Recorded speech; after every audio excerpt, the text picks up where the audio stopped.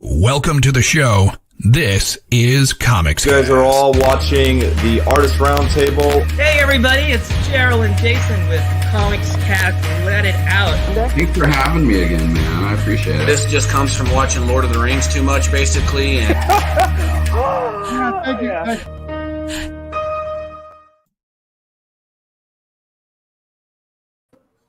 All right, cool. We're live. Oh my gosh.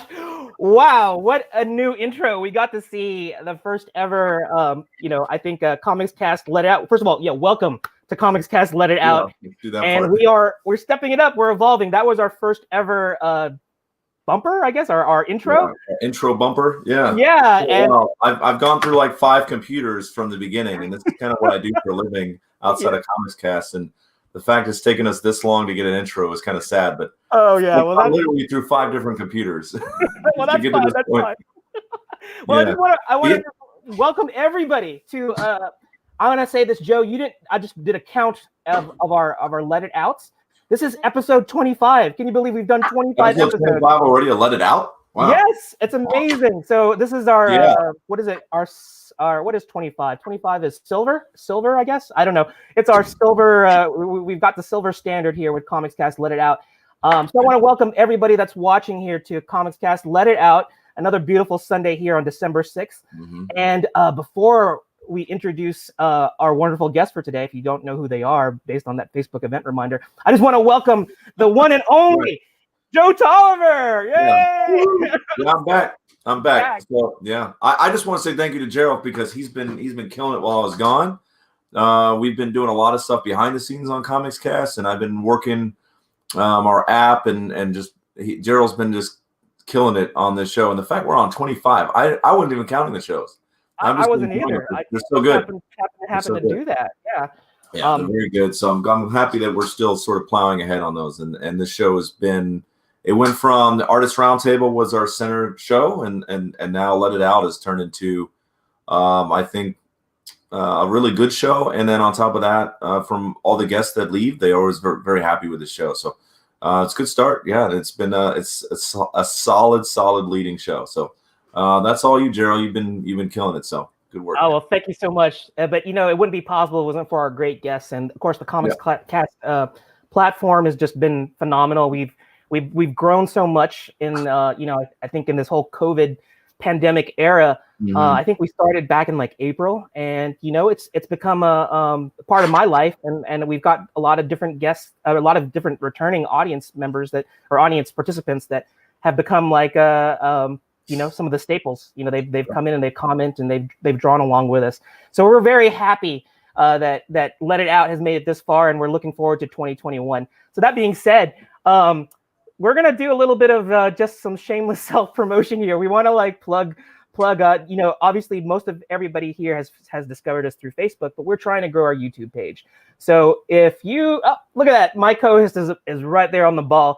He has our YouTube page set up, and if you look at the bottom, one of my other co-hosts actually was so nice to do a short URL. So if you want to go to YouTube, you can type in Indie. Make sure you put INDIE Comics Cast. Comics with an S. You can find us, or you can go straight to the short URL, and you can see the what's a good word we can use? The plethora of videos. And this is a small sample of let's see here. So I'm not officially signed into this Comics Cast right now, but you can see we have 144 subscriptions. Uh-huh. I imagine we'll probably do something fun to start pushing people to go to the YouTube page. We'll probably talk about that offline, but one of the things that a lot of people maybe don't know about Gerald and I is that we are the creators and founders of Comics Cast, but we also are artists. And I'm not against giving art away for hitting milestones. So follow us on Facebook, follow us on YouTube, and then we'll see about some of these 250, 500, 1,000 milestones. We can start giving out some art as an appreciation for you guys following us there. So. Follow us on YouTube, and let's just keep this ball rolling. Yeah, and if you look at the top corner, if anybody doesn't know, that little red button that says subscribe, that's what we want you to hit, and make sure that you follow us that way, because we definitely want to grow in 2021, and you liking and following us and just coming along with this journey that we're going on will help us that much more. Yeah, I mean, one of the things that we kind of push is that we do want followers, but also remember these are, I mean, how many hours? Hundreds of hours of I video lost count. With different artists from all over the world. So if you're looking for artists, if you're looking for production, you're looking for writers, you want to come to these pages because this is a chance for you guys to find really great artists. Like the show today, these guys are going to work live in front of the camera. So you can't fake it. Like there's amazing artists out here. So go ahead and subscribe if you're looking for artists, writers, publishers. If you're looking for somebody to work for, this is where to go. So anyway, I'm monopolizing the time. I'm just happy to be back. I'll just talk all day long if I can. So go, just like Joe said, go here because it's not about Joe and I. It's about our guests. We really want to plug them, and I think that this is a great resource for like Joe said, if you need a penciler, an inker, writers, the whole gamut of, because it is called Let It Out, and this is typically artist-centric, but we've been changing the format over the last couple of months to include like artist-writer teams, and that's what we have for you today. So Joe, if you want to close this, talking about plugging, you want to plug our next segment? Oh, yes. To the end. Yeah, go ahead and pull up their webpage. And then after we see their webpage, I'm going to bring them all to, you can close it and we'll bring them in stream. So I just want to let you know, if you didn't receive the Facebook event reminder, our guests today are 2 writers and 2 artists who we're all going to sketch jam and just sort of like learn about their particular project, but they are the Comic Book School Anthology. Oh, actually, that's the name of their what do you call it? That's the name of the I'm stumbling over my words. That's the name of their website where you can get their anthology book. But yeah, they're website. Don't try to look at it on top here. It will be in the comments section. Yes, Copy exactly. And paste it right to their website. Right. They are actually known as the Comic Book School Presents Creator Connection Panel 1. So it's quite a mouthful. But that being said, I don't want to waste any time. Let's get them all in here. So let's close this down and welcome our guests. Let's bring them all in. Yeah, you bring them in. All right. Yay! Hey. They're all here. All right. So, I think we're all up. Let me change the banner. There we go. Yeah, I totally screwed it up. 25th episode, and you think that I would know how to do this? Joe was like telling me, he goes, "Hey, I'll make it easy for you. I'll pull up their website. You can just read off it." And then I realized I'm reading it. It's not exactly what the name of their group is. So anyway, forgive me. I just want to welcome all of you. I'm just going to go. We're doing the Brady Bunch here. We're just going to go across. So we have AA, we have Mike, we have D, and we have Buddy. And we know them collectively now as the group that that we're going to talk about. They have an anthology project that they're working on. And if you look at the bottom, oops, that's a short URL. Here we go. This is how you can check them out. And in the comments field, you can't click on this screen. So if you go to the comments section, you can actually see how you can reach all of these wonderful individuals independently, or go check out their website that Joe showed earlier. So that being said, say hi, everybody. I just want to go down the list. AA, kick her off. Say hello to everybody. Hi, everybody. I'm AA Rubin. I'm a writer. Glad to be here. Thanks for having me, guys. Cool. Mike, let's keep on going. Hey, everybody. My name is Mike Ponce, and I'm an illustrator, inker, penciler, whatever you need. Yeah. Multi-tool. Cool. And then right below me, we have the fabulous D. So like, say hello, everybody. Say everybody, D. Hi. Nice to meet you. Great. And then we got in the middle, rounding up the whole team, Buddy. Hey, everybody. It's Buddy Scalera, founder of the Comic Book School. Very pleased to be on Comics Cast. Thank you for having us come onto your show. Oh, it's so good to have. This is going to be like a first. We've never had this many guests. It's almost like Joe said, it's our old template for Artist Roundtable, where we have multiple guests. And today being our 25th episode, you being our 25th guest, we're pushing it. We're having 2 artists, 2 writers. So it's going to be everybody who's on the stream is in for a real treat, because it's going to be crazy. We're going to have just lots of crosstalk and just going to have a lot of fun. So if you look at the bottom, like I said, you can see the scrolling ticker. that's how you can check out their joint project, which is an anthology project. So it has lots of stories.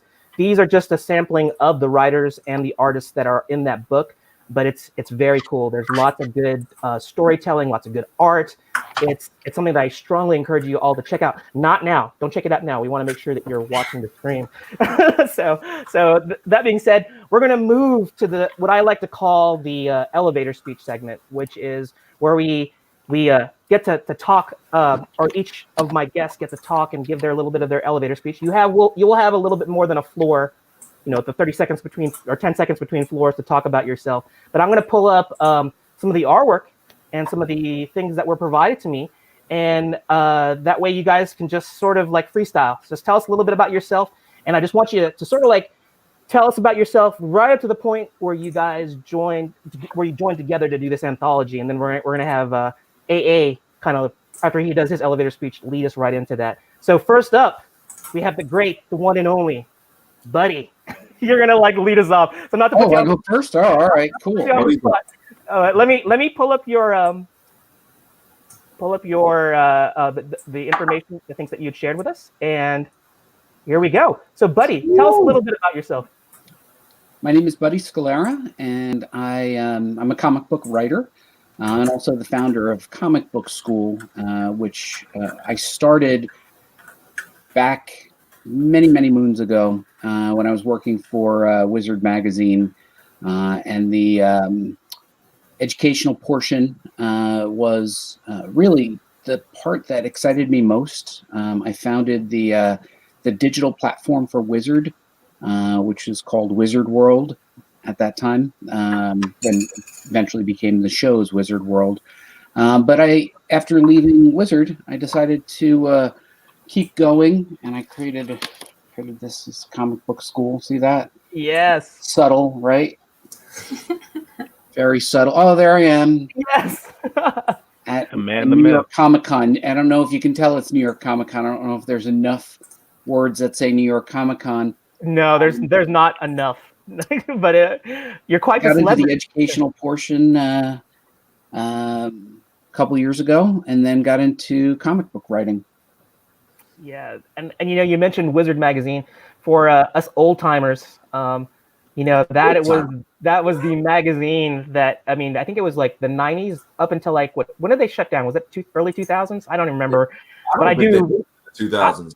Yeah, I do remember reading that throughout college, and when I started my career, unfortunately not in comics, that was the magazine, because there was no internet. Well, there was an internet, but it wasn't what we have today, and that's how you found out all the news. That's how you found out about like the talent that we're going to see right here. And the talent, but you also remember when we would just sit around and go, who would be awesome as a Captain America? Who would be awesome as it was like every other month. It was fan casting. It was fan casting. Fan casting, like, hey, this is amazing. So, because I wasn't there for some of the pre-conversations, can you explain what the Comic Book School, like the school aspect is? Is it a publishing house or is it a school? Like, can you explain what that is, sir? Yeah, I created Comic Book School because I felt like there was a gap in the marketplace for quality education from working pros. Yeah. And at the time, it was very hard to get information, to learn how to break into comic books. If you were fortunate enough to be able to attend the Kubert School or School of Visual Arts or Savannah College of Art and Design, you had to jump on it. But there weren't a lot of books. There weren't a lot of videos. So I started at live events, Comic-Cons, just trying to bring creators into the room to talk about their experiences making comics. And at the time, I was also writing for Marvel, so I was able to, bring in people that I was collaborating with. It turned into this sort of hybrid platform where we were doing educational information in between comic shows, and then it became this opportunity to build a community, which was coming up naturally just from the Comic-Cons. I got started in educational materials, so you guys will remember things like I've made some photo reference books. I have that book. Do you? I made I have ROMs with photo reference on it. I love I loved being able to combine two of my passions, which was taking pictures and it just sort of continued to morph and grow. It's been changing now for some, 25 plus years. It's constantly something different. Now, it is a hybrid. Now it's a hybrid of publishing, education, community, friendship. So it will continue to change, because I think that's what we have to do in this world. We just have to continue to change to whatever it is now. And what you see on the screen here are other people who have decided to take a little piece of our community and make it their own. And yeah, it turned into a publishing platform as well. So that's what it is today. I mean, it started off at Wizard, and then it evolved over the years into books and CD-ROMs, and now it's a publishing platform for emerging talent. Yeah, and that's one of the things I love about this, our guest today, is that through Buddy and creating this, we're seeing the next step. We're seeing that evolution process that we were talking about, and you could just see from the artwork that I just showed here. I mean, Buddy has not only been to all these cons, but he's had his hands in a lot of these. I'm sure that our guests have seen these books before, so overwhelming to see that kind of influence and things that he's touched. But now, through Buddy is taking it, as a publisher himself. Now we're going to push this anthology and making these new creators, these new writers. He's going to be pushing them to the forefront now. So we're going to see some really nice talent that's come from Buddy. So Buddy, thank you so much. As we move into we're going to keep on trucking along and go into our next elevator speech, and we have the wonderful Dee. Dee, say hello to everybody, and I'm just going to show your art. And just like Buddy, just tell us a little bit about yourself, and I'm just going to quickly scroll through things. And as we go through it, by all means, just let me know when you want me to stop or if you want to talk about something. But yeah, this is also going to be very, very cool to see her artwork. So Dee, the mic is yours. Hi, everybody. I'm Dee Alley. I'm one of the editors and a contributor to the Comic Book School Anthology, Panel 1. Some of the stuff that you're seeing now is some of the stuff that I did for some gallery shows here in Dallas over the last couple of years. My group at work, we're very creative, and one of the guys wanted to do a gallery show, so we did a combined show, and these are the pieces that I did. I'm very into drawing sort of interiors and skeletons. It's just sort of my go-to to start a project is to draw a figure, but to draw sort of the inside first. So I sold several of the pieces, which was kind of my big claim to fame for a while with my family. Like, hey, I'm a paid artist. What a concept. Never mind the fact that that's my job. But so one of the things I think we're going to draw today is some skeletons. So yeah. Well, don't let the cat out of the bag. We want sorry. That's okay.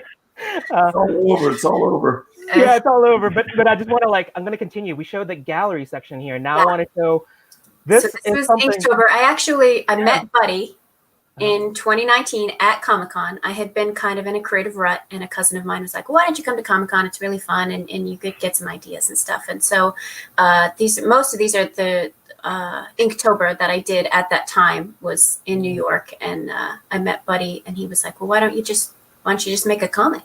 And I was like, okay. Yeah, that's not a bad idea. So, but I was drawing all of these, and I think he's seen most of these. He's seen my sketchbook too. So he was like, no, they're great. And of course, me being the artist that I am, I'm like, nah, they're crap. I can't stand any of them. But it's basically, just random doodles and drawings for Inktober that I had done. I did several dogs. I have 2 dogs myself, and they tend to be a source of inspiration. So.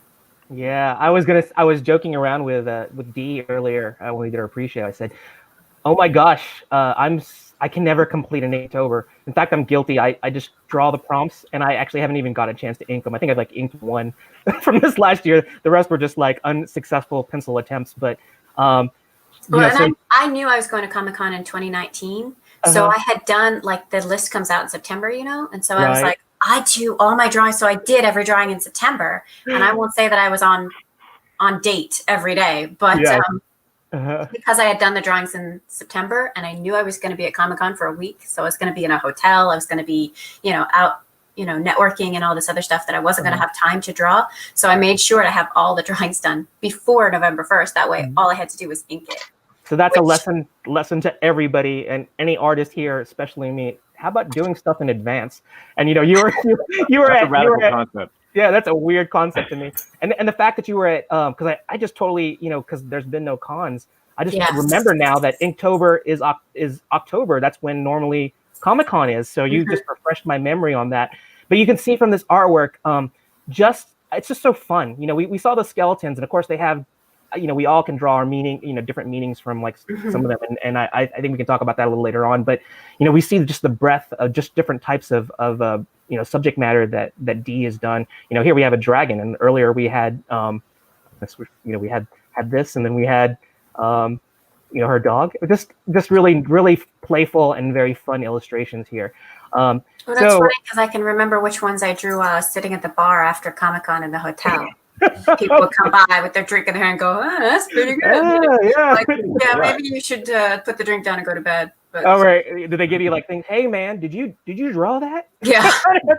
No, I'm just holding the pen for the next person. I manifested it with my mind. Exactly. But yeah, that's so cool. And then I'm trying to get to it. This is the humorous aspect that she's actually put into these things. But I'm trying to get to where is it? It's like her signature one. And it should be coming up pretty soon. There it is. I know you had a story behind this. Yeah. She's kind of like my icon.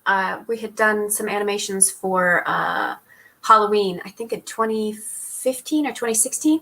And I had drawn this little witch. And she's just a little redheaded witch. And she's sort of become my avatar. So if you ever see her out and about online, that's pretty much me. I go by several different monikers depending on what I'm doing, but for this, I've got stickers of her everywhere. You've probably seen her up in a couple of places because my sister put a bunch of stickers up in New York City and Myrtle Beach, and but yeah, she's become my little avatar. So yeah, she's an icon now, and I remember talking to you about me being the big anime geek. I immediately thought this was like a westernized version of something you'd see by Miyazaki, Studio Ghibli. She is influenced by Kiki a little bit, yeah. Yeah, exactly. So it's so fun, so delightful, so playful. I love your line work and the subject matter. That's what I'm saying. It's like such a variety here. So we're gonna keep on scrolling through this, and just want to give everybody a taste of what kind of art that Dee does. And she's also, like I said, both her and Mike, who's going to be coming up, they're both artists that are contributing artists to these. To the anthology that you can check out at that link that I have below in the scrolling ticker. And if you go to the comment field as well, you can directly click on it, and that way you can check it out. But again, do not check it out during this cast because you're going to miss out. So yeah, most of them, they just, as I start to draw, I find characters and they start to give themselves a little story. So there's always a little bit of a story element or a character element in pretty much everything that I do. So. Yeah, it's such a delight.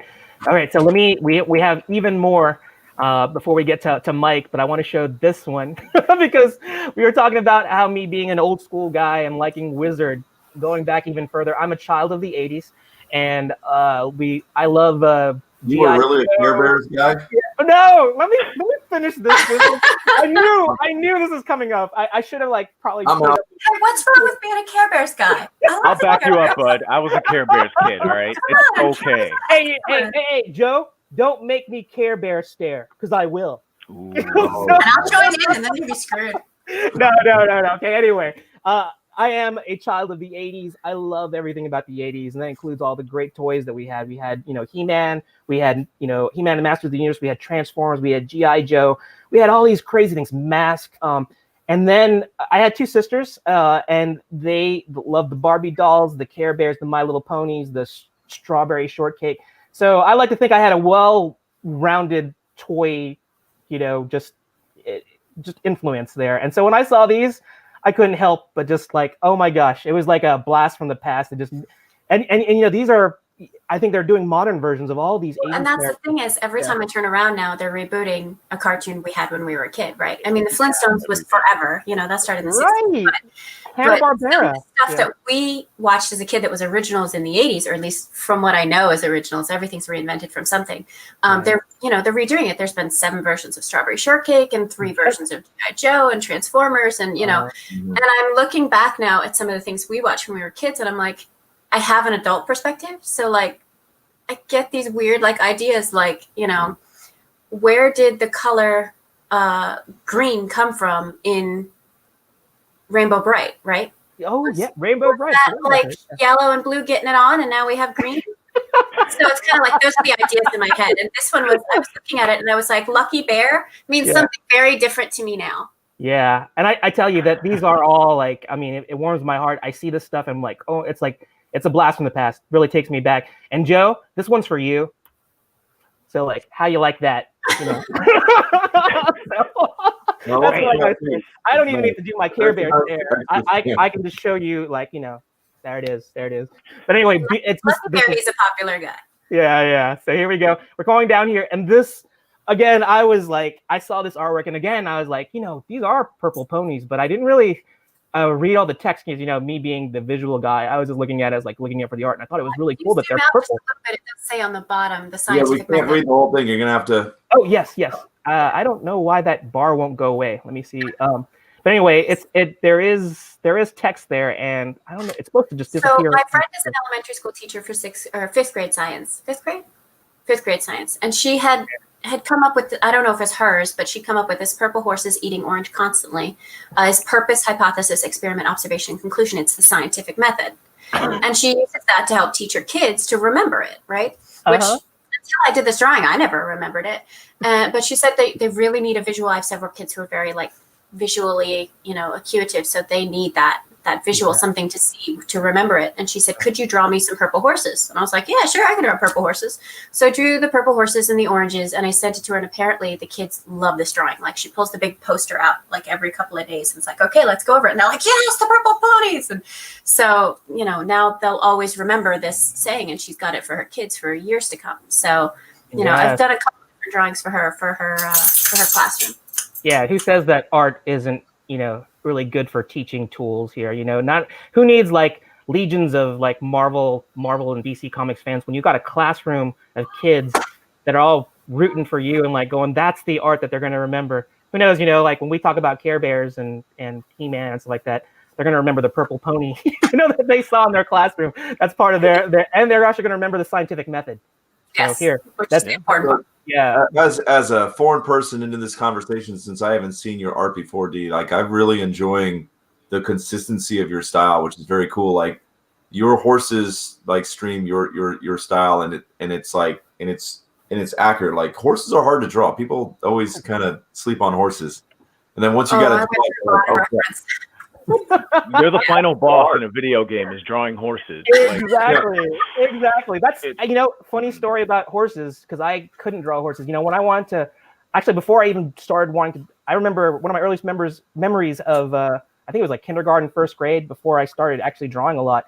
There was a girl in the class that just could draw horses like nothing. She draws horses like you, and like everybody in the class, they wanted her to draw a horse for their whatever project they were working on, and I said, hey, Leslie, could you draw this for me? And she gave me the cold shoulder. I was destroyed. I hung my head in shame, and I said, you know what? I'm going to learn how to draw horses. I'm going to learn how to draw Transformers, and I'm never going to have to ask anybody else to draw anything for me. And that's where I am now. It's a funny story there.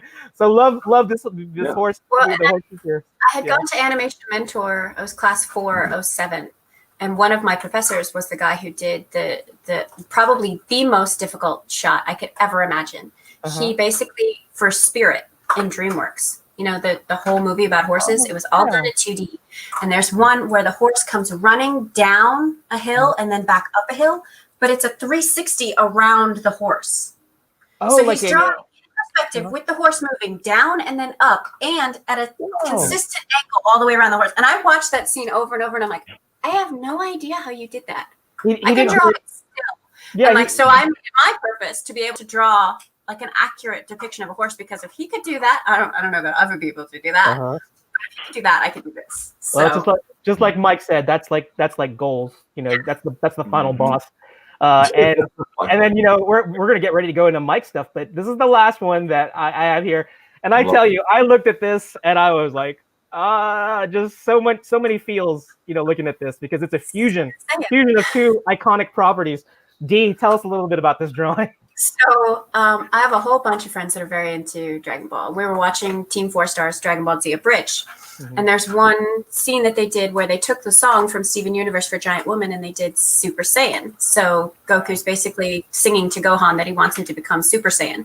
And it was such a funny bit that I was like, I wonder where they got that song. And I looked it up and they were like, well, it's Giant Woman. And I was like, what the heck is Giant Woman? They're like, from Steven Universe. I was like, what the heck is Steven Universe? They're like, oh my God, you haven't seen Steven Universe. So I went and watched Steven Universe and loved it. And then I couldn't get that concept out of my head of like Steven Universe in Dragon Ball Z. And so I made Steven Saiyan. So just a great fusion. And like I said, lots of feels when I'm looking at this, a lot of members. I know it's going to sound like sacrilege here. I wasn't a huge Dragon Ball Z fan, but that's probably going to make a lot of anybody's ears. Are we talking Dragon Ball Z, Dragon Ball Z GT, Dragon Ball X, Y, Z? Dragon Ball Z I'm at just that point. I'm just going to take this down and put it over there. Don't Right there. ever be embarrassed about your heritage, okay? We can do the Care Bear stare and like Dragon Ball Z at the same time. So don't be embarrassed. There you go. There you go. Thank you so much, Dee. We got a little bit of a taste of her, like what Dee's art style is, but now and now we're just going to keep on rolling along. We're going to roll into like what Mike is bringing to the table. So, Mike, here we go. I'm going to pull up your artwork, and I'm just going to scroll through. You let me know where to stop or if you want to expand on things. But you guys are in for another visual feast for the eyes here. Here we go. Hopefully. Here we go. So, Mike does art. Mike, take it away. Tell us about it. All right. We're going to start with what a nerd I am and the fact that I love Dungeons and Dragons. And I'm with you. I'm a big nerd too. Go for it. It's one of those things, like, as far as sparking your imagination to be able to just experiment and test out things and progress as an artist. It's just a well, to dip from, and I love it. So this is one of my characters, and I was like, I'm just gonna have fun with this and not worry about being super realistic or falling to a certain thing. And I think that's how I fill up my sketchbook. So I like this one. I think it's a fun little exercise, and I'm hoping people will like that too. Love it.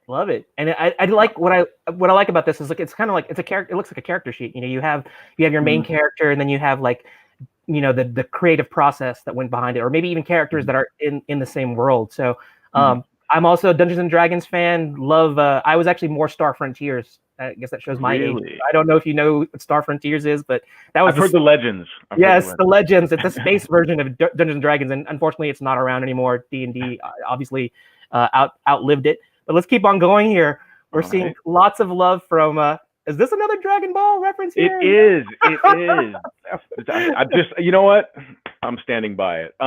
You should stand by it. Stand strong. Look at this art. It's one of those things as an art student, which I was like early on, when you draw in a Japanese style and whatnot, usually it's frowned upon. And so you're like, okay, I'll like this in my corner, and I'll do this over here. And so it's one of those things, but it's so much fun to just draw something exaggerated. And like I said, play and experiment with these different things. And I thought this kind of showed a bit of the gamut I run with stuff. I have a lot of influences that aren't just the absolute cream of the crop with comics like Ed McGuinness or somebody like that. Like I also have Scotty Young's one of my heroes, for example. Kari Randolph, love them. All these different people. And over the years, I realized in trying to draw like the people I admire, I've pulled different things from their styles. And I think I'm starting to get to a point, knock on wood, where I'm starting to develop my own style. So. Oh, you are. And that's what I want to tell our guests too. I mean, if you're a visual artist like Dee and Mike, and myself and Joe, is that often we definitely we can't help but be influenced by the art idols that we all enjoy their artwork. And I think that's one of the things that we wrestle with, is that we don't want to be, well, I don't want to be a clone. I know you guys don't want to be either, but you can't help but be influenced by them. And that's kind of the struggle that you go through, is like you it's not wrong to try and emulate their style. But I think what happens is over time, if you really go, you start studying it, you start embracing different art styles, and it's like the Bruce Lee Jeet Kune Do of art. You see all the little influences, and you come up with your own style. And I think that's what people kind of get all hung up on. It's like, when am I going to find my style? It's not something that you just develop overnight. You just sort of finds you for sure. Yeah, exactly. It finds you, but it's also silly when, like, for me personally, like, I'm always constantly like looking at 2 or 3 different guys, and they're like polar opposites of each other. So like, I've got Jim Lee on one side, and then I've got the inks of Frank Frazetta. Like, they don't go together. So it's always being like this mess. Maybe that's it. Find the Jim Lee Frazetta look. I don't know. It's true. If you mash them together enough, something comes of it. The first couple of sketchbook pages, they're rough, but after a while, you're like, oh, this kind of works. And wouldn't you know it, the next time that stroke kind of emulates that, and that's the fun part. It is. You gotta find it, man. Yeah. I love it. I love seeing other artists figuring it out. I remember when Gerald and I first interacted with each other, I saw stuff and I was like, ooh, this is so good, but so you need this, and this. And that's a story. And then a few years later, we talked. And he's like, "I still remember you giving me crap about my art." Yeah. That's a story for another time. How do you like me now? It's similar to, like, Joe is similar to that first grade girl that wasn't that when I was in first grade, the girl that totally tore me down and wouldn't draw the horse for me. Joe similarly did that to me, and I had a flashback. It's so traumatizing. But anyway, let's keep on going. Bringing back memories, but that's okay. I know I'm gonna have a nervous breakdown here, and I have to like go off screen and cry. But let's keep on going with Mike. Okay. So take them. Yeah, this is something. I looked at this piece here, and this is something that I think all artists are me in particular. I don't want to say all artists because Mike obviously doesn't have this problem. We when you're drawing, we're so caught up in like drawing the figures, drawing whatever's the thing that's in the front, pinups and the superheroes, the things like that. But it's like backgrounds are an afterthought. And here I even looked at this, and this is not only you're seeing this this nice ink work it's doing, but this doesn't have the superheroes or things like in there. It's just it's an environment, and I appreciated seeing this. It's like that's something that people don't normally see, or like my guests when they come in there they don't really show just this, and I thought this was really cool. So you want to talk about your fixation with backgrounds now?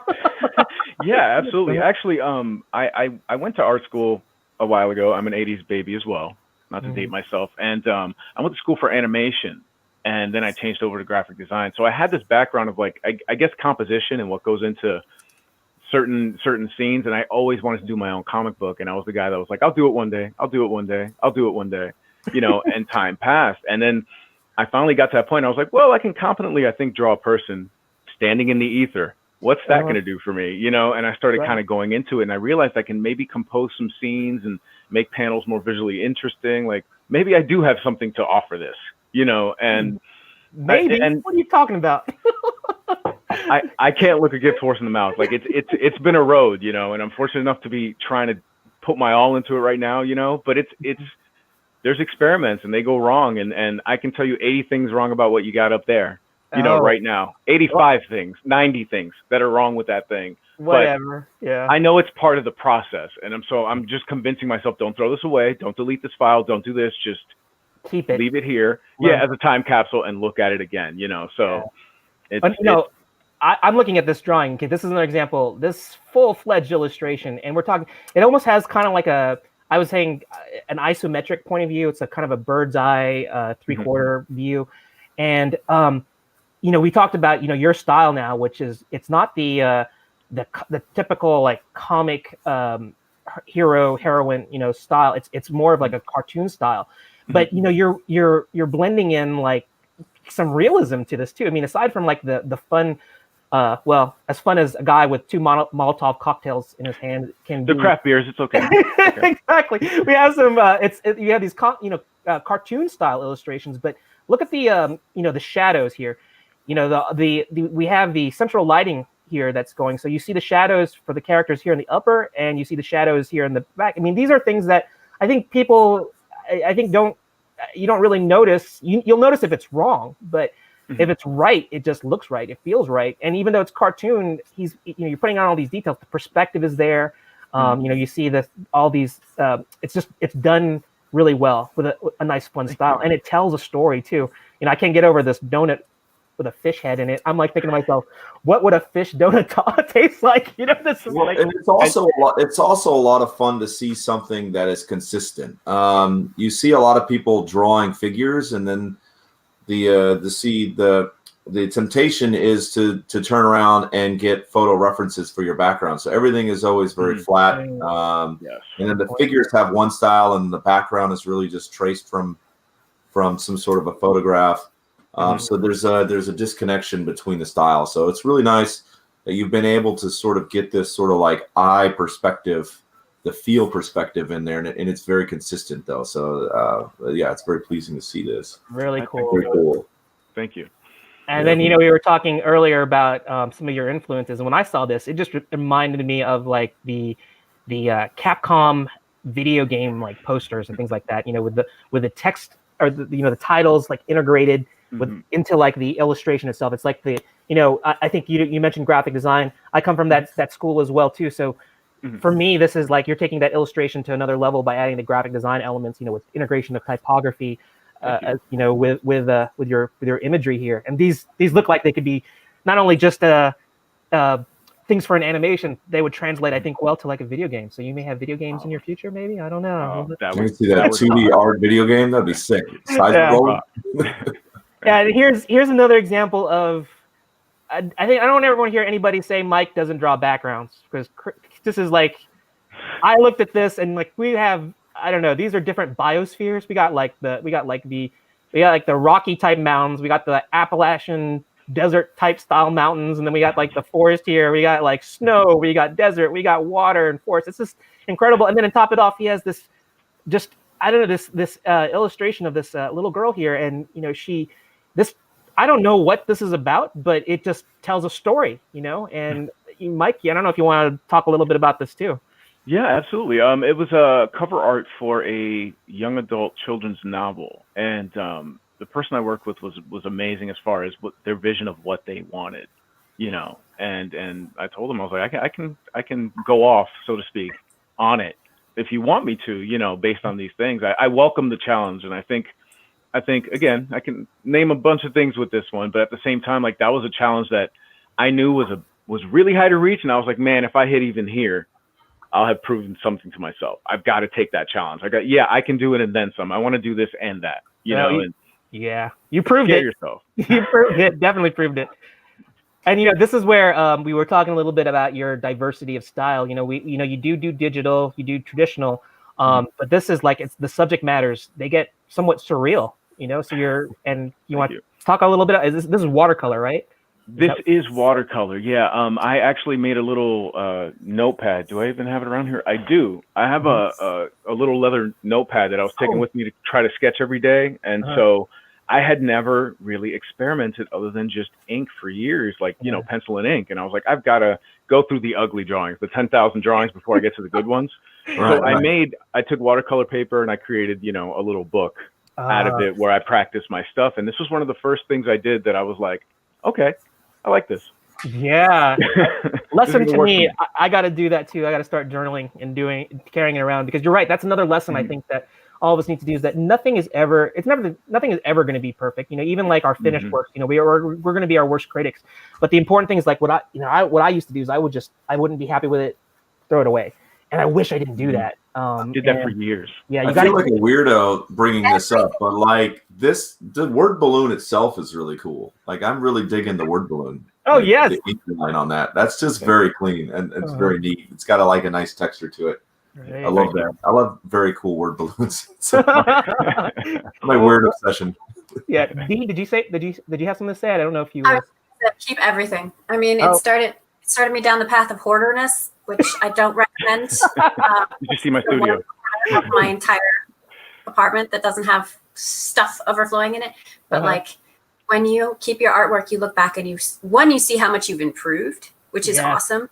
Yes. But two, you get these ideas that like, oh, I did this before, and now I look at it, it's so terrible. But if I did this again, I can improve on this and this and this, and you have just a plethora of ideas when, you get to those dry spots and you're just like, I've got nothing. You just go back through. My boss at work, I work as a motion graphics animator, and he's all about like do stuff outside of work because it keeps you active and it keeps you, creative basically. And he keeps a sketchbook and he draws in it all the time. And half of his great ideas come out of his sketchbook, and he got hired on it. And I keep a sketchbook with me at all times. Like I've probably got 6 of them, in various stages of finish, but you go through and you scan 1 or 2 drawings, and the next thing you know, you've got, your next 8 posts, your next 8, ideas, your next 8 comics. So right. For those of you out here that are just starting, I strongly suggest just keep a field notes, a moleskin, a sketchbook, just anything, just, a packet of napkins, whatever it takes. Keep them, and a pen or a pencil in your pocket. And AA, did you want to say something? Writers, writers too. I got my little book I keep in my pocket here. Whenever you get an idea, just keep this in the pen, and you write it down. And there's a joke about writers that we all have a bunch of empty journals. It's the same with artists. So get yourself. Get yourself a. I mean, you see, this thing is like falling apart here. Cover came off the back. It's the spirals coming out. Yeah. That one that you don't mind carrying around in your pocket and messing up. And then you won't be able to read anything I write because my notes are a mess. But but always have it with you. I mean, I just took my daughter on a trip to the MoMA when it reopened in New York, and we were in the Picasso gallery, and one of the gallery cards about one of the sculptures that he made just sparked this idea for a short story that I'm writing. And had I not had it there to jot down those phrases, I had the pictures of the art on my phone, or I could get them on the MoMA website, but had I not had my journal there to write down exactly what it was, I never would have gotten that story done the way I wanted to do it. So for writers as well. I think we lost. Let me try and finish up these elevator speeches. Okay, you got it. Can you? Okay, great. These elevator speeches. I think we're going up like the world's tallest building right now, like because our elevator speeches are long. But I really want to get people to know who these guys are and gals. I want everybody to see what they're about, because I think that's going to lead to like this larger story, which is going to be the anthology. But yeah, it's so true. Got to keep up your stuff. I'd be the worst Jedi because I can't let anything go. I'd definitely be Darth Vader. I had to like keep things, except for my artwork. I'm the worst with my artwork. I just throw it away if I don't like it. But let's keep on going here. Here we have, I believe this was a commission piece that you did, and commission piece. Variety. It's another. We hit from this cartoon thing, and then we have this, which is kind of like, it has almost like a street style to it as well. You want to talk a little bit about this? Yeah, absolutely. I worked with a gentleman in Miami named Andrew Palmer, and he's got a couple of companies. He does clothing. He's got a couple of ventures going on, and him and I struck it off real well. And he really wants to create a comic book, but we want to work to create almost like cover pages as T-shirts that he's going to use for promotion. So we came up with a couple of things based on the subject material he gave me, and this is kind of one of the concepts we had, and we liked it so much. He wanted to blow it up and put it on some shirts and stuff. And I love that sort of stuff because I come from that, being from New York. So anything with the street culture and how it looks and some of the vibrant colors or bringing that style in, if I can do it or I can try to add it to my skill set, I'm doing it. So this is totally my stab. Yeah, totally vibing. It's just it definitely, to me, it's again showing my age. I mean, just saying that this has a nice 90s vibe to it. Just love it. It's just really cool.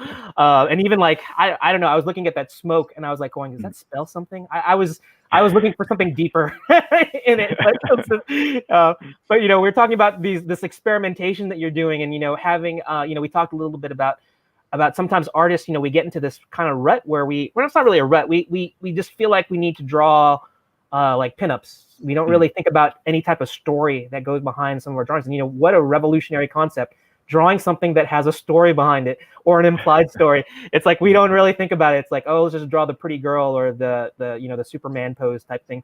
But I look at this, I mean, a mushroom character in a spaceship going through a sea of goo with all in the background.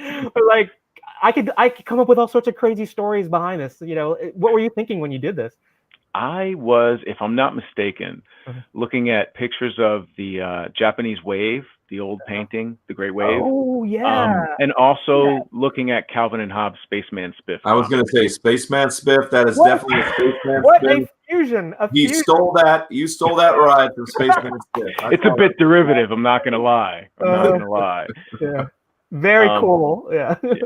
But you know, I've noticed a sort of a thing in your work. I love how you use organic elements, to have a flow to your page. It's very cool. I dig it, man. Thank really you. good stuff. It's hit or miss, but I think I'm trying to work it into, because there's something about onomatopoeia and comic books and sound effects that's its own art. And I guess being a graphic designer by trade originally too, typography, I'm just it's something that I could never quite nail, but I'm always trying to figure it out. Yeah, got to integrate that. That's part of your style. You know, you integrate your graphic design background. You know, we're using all sorts of big words here, plethora and onomatopoeia. I mean, how many polysyllabic words that we can think of? I probably mispronounced that. AA, you can correct me being the writer if I use that incorrectly. But let's just keep on. There will be a quiz at the end. Yes, exactly. What words did we use with 4 syllables that are larger than 4 syllables did we use today during today's episode? So here we go. All right, Gerald. And we don't D. Sorry. use in our D. we don't have to use in our lexicon, all right? We're just on the internet. Exactly. All right. This is where we're gonna. This is the last piece we're gonna show before we get to AA. But Joe, I don't know if you saw this, but this piece for us Star Wars nerds, this is incredibly relevant. But I just loved it because being a Star Wars nerd, love Boba Fett, and you can see Darth Vader there, and I was just like, wow. And of course, I believe this is kind of like a tribute. I think this is I'm not sure who this is, but Mike, you want to tell us a little bit about this piece? Yeah, absolutely. This was done for a friend of mine, actually, and I kind of had fun with it. A friend of mine's son was turning 5, and I was like, I'm going to have some fun with this. He loves the Star Wars. He's got the little rolling BB-8 around the house and everything. And I said, you know, let me do something for you. He wanted like a T-shirt for his family. And I said, okay, I got you. No problem. And then I went overboard. And, you know, I just wanted to make it something special for him or something cool like that. And it just is so relevant this weekend. Wink, wink. So yeah, I mean, no spoilers. None at all. Yeah. So I had fun with it. It was one of the ones that I feel like maybe it shows that I had fun with it. Oh, it definitely does. And heck, I'm not 5, but if I was a 5-year-old, I'd be totally digging this. I'd be wearing the shirt every day, be sleeping in it. I'd be showing it off. You know, school was still a thing.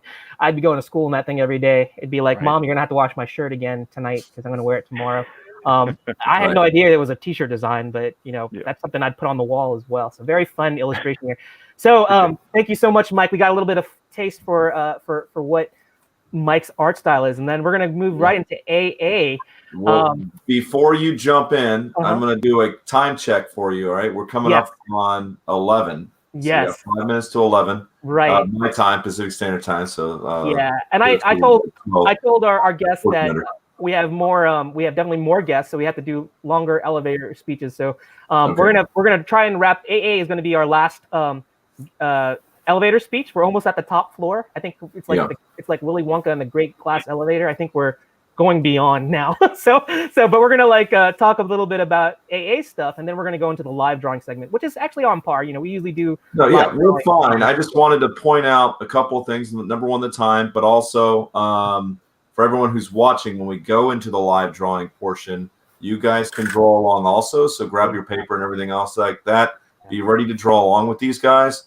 And then all you have to do is put it in the show art group. Art show group. Art show. Yes. I made the group and I keep using the art show on Comics Cast, and then we'll promote it on the show live at the end or while we're getting through. So just be aware of that. So be ready to draw along with these guys when they do it. Go ahead. Yeah, hopefully you've been inspired by what you're seeing here. And what you need to do is not only post it to the Art Show Facebook group, and you can just do a search for Art Show, and you know when you get there, but also in the comments field on this cast, make sure you let us know that you did post it there, so that we can look for it and then download it and then share it. So get ready. I want as many people to draw along with that. So hey, without further ado, let's get to the man here who's so good. He's not just 1A, he is 2 A's.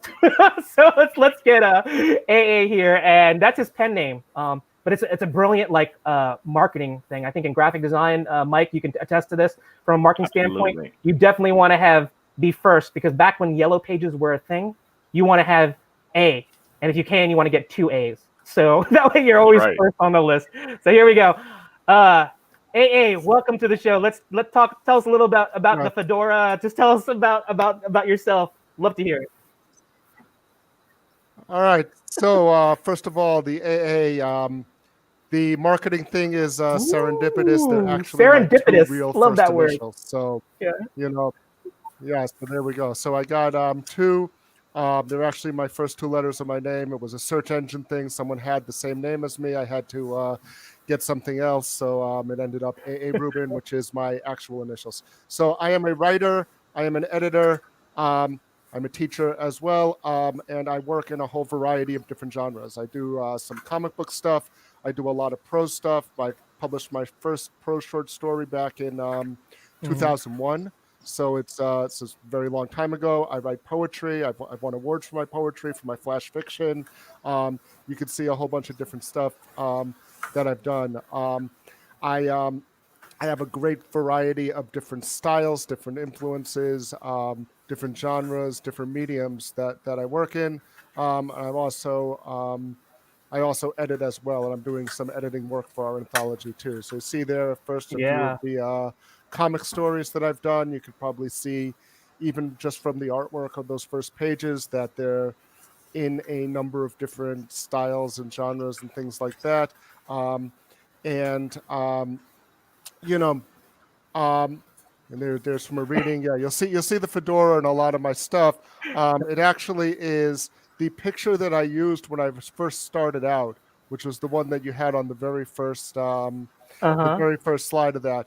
Had a fedora in it because I didn't have money to pay for a professional headshot, and I happened to have a good picture of myself in a fedora. Later, I find out, I go to these seminars, marketing things, and they're like, you need a distinctive thing. You have the fedora, you need to always have the fedora. I have the headphones now, so I mean, I can do it. There you go. Doesn't exactly work, but so I haven't figured out how to do that yet. I told you, for not only do you have the AA, which is brilliant marketing right there, you need to coin the fedora headset, where you just cut the headband off that headset and just insert it into the fedora, and then you're going to be like, you could just sell it. It'll be like hotcakes. People just want to buy it. Doubles as a winter hat, right? Exactly. Call it the Rubin. The Rubin, right? The Rubin. And we can also say that AA is a man of many hats. Sorry, bad pun. Okay, anyway, it's like he does editing, he does writing, he does. I'm going to say, these poetry reading. Tyler in there, who I've worked with a couple of times. Yes. Comment there. He did a number of the comics that you put up there were illustrated by him. Yeah. And then I have the prose and the short story. That piece won a flash fiction contest, and it was compared by the when they wrote up their little judging thing to Terry Pratchett and Douglas Adams style thing.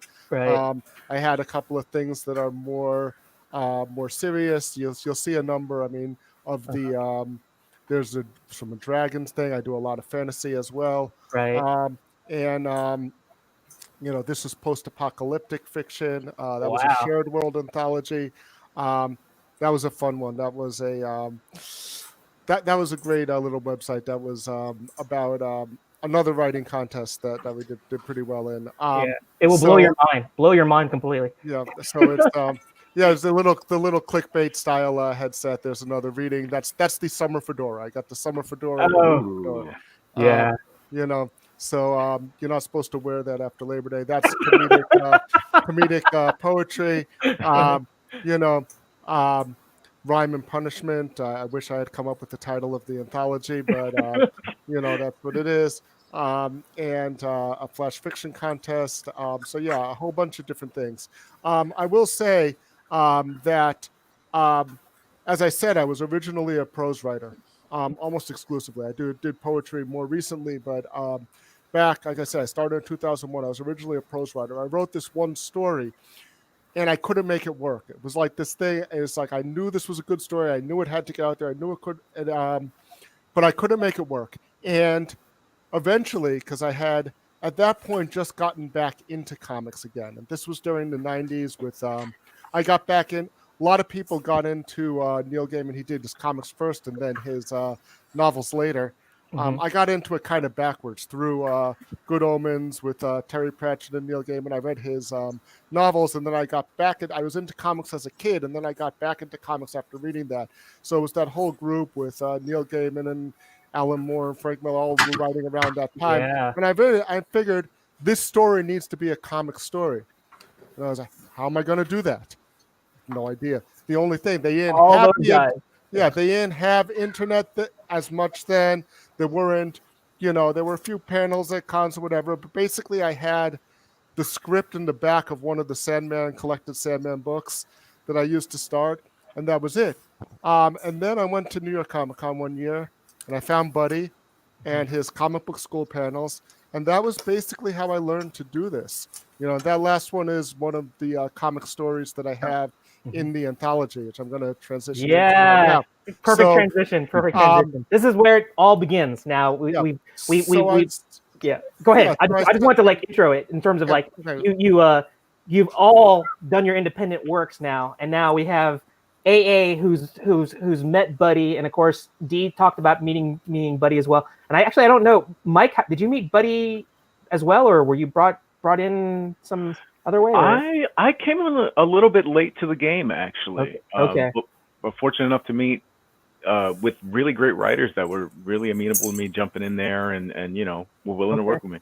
Well, that's cool. We'll let this is where AA will start talking about now where we are, which is the anthology part of it. If you want to just give let's because we are at 2:00, but I want you to go ahead and tell the story of the genesis. Now that you guys are all coming together, you're going to be doing with your powers combined, you form this anthology. So let's hear that story. We're now into the Voltron segment of the program. Exactly. And we have so Buddy has all these great panels, comic book school panels. He has script to page where he'll have a writer, penciler, and inker. They'll make a page. They'll show the script. They'll talk about that a little bit. They'll do the pencils. They'll do the ink. So then at the end of the panel, they have a finished page, and you learn how to do it. He has editors on editing. He has social media for creators, all these things. One of the best panels he has is Creator Connection, which is the name of the anthology. And basically, Creator Connection, there's writers and artists, and you bring your business cards and your portfolios, and that he divides you up. And you just, for the time that they have, the hour and a half of the convention or of the panel that you have, you keep meeting. So I'll meet with Erin, and then I'll meet with Mike, and then I'll meet with Jarrell, and we say, hey, this is my stuff. This is what do you draw? And that's how you meet other, if you're a writer, that's how you meet artists. Yeah. That's how if you're an artist, that's how you meet writers. Yeah. Buddy calls it speed dating for creators. It's basically, what it is. Now, obviously this year we can't do that. That doesn't. There are no cons. You can't go and pass your stuff, meet with other creators, all that stuff, and we had to move it kind of online, and and we have a forums from Comic Book School. It's create.comicbookschool.com. We'll type it into the chat again when I get a chance, and and that's kind of turned into where we've all met. And then through that group, I think it was Erin at first who approached Buddy about doing this anthology, about turning that Creator Connection during this year with COVID and everything, and with not having cons and everybody still wanting to meet and keep each other accountable and that type of thing, to turn it into an 8-page challenge where we were going to do 8-page stories with people we met through the Comic Book School community and combine them into the anthology over the course of this year. That's how it worked. I had actually met the artist for Mr. Stupendous, which is the comic story that I did at the 2019 New York Comic Con at the Creator Connection panel. I met Mike, who did my Flash fiction story, actually on the message boards. So we also have a flash fiction segment of it, which is, like the old pulp magazines where there's a prose story and there's an illustration that matches it. And I posted a bunch of ideas, 5 or 6 ideas. And I said, if any of the artists in the community like one, jump on. And there was one particular one. Mike's like, hey, that's cool. I'd like to draw it. And that's how we got started. And actually, to go back, the backgrounds were really, really important for that. So that was the one that background Mike was perfect for that one. But yeah, maybe if Erin wants to talk a little bit more about it, because at that point she was the one who really got the ball rolling. Well, you know what? We're going to save actually some of the stories that can go along with now that you guys have formed Voltron and you're all together. We're going to go into the live drawing segment here. This is another record that we've achieved with this 25th episode. Our elevator speech took just a little bit over an hour, but it's all good because like I said, I always want to give that intimate portrait, from the horse's mouth, purple horse's mouth. I want everybody to kind of like our guests to understand what these creators are all about, because these are independent creators doing some really cool stuff. So what I want to do now, we're going to do our first live drawing, and our first live drawing is going to be from the anthology, and we're going to feature a OC, original character, from Mr. Mike here, from Mike Art here. So I'm going to pull up his PDF here, and this was a little bit of secret because I didn't want to show what's beyond this because we have the fan art here. Oops, did I lose my? I took it off so that you don't show everything. Oh well, you can put it back. You can put it back because now I can reveal it. Are we ready? Okay, yeah, we're ready to go. All right, so here we go. So like these are, if you saw our Facebook event reminder post, we had a little hint of this character here that's at the bottom. But this is from I want to say it's like the Teddy's story. That's actually the one from the flash fiction. Oh, from the flash fiction. Okay. Mike and I did together. Teddy's is the black and white one. Okay, but yeah, this is the Teddy's thing, and again, no one can ever tell Mike that he doesn't draw backgrounds because these are backgrounds, just totally immersive. And this is an example. This is just a plug for the anthology. This is what you're going to expect from Mike here. And these are like what I was telling you about, these character sheets, these wonderful character sheets that could easily be seen like in a video game or a an art of book for like an animation things. I just you see the wide range of expressions, and see these clown. I have a clown phobia, so I'm just totally traumatized seeing this. Viewer discretion. Yes, viewer discretion. So here we go. We have more character concepts, and then let me get to the end here.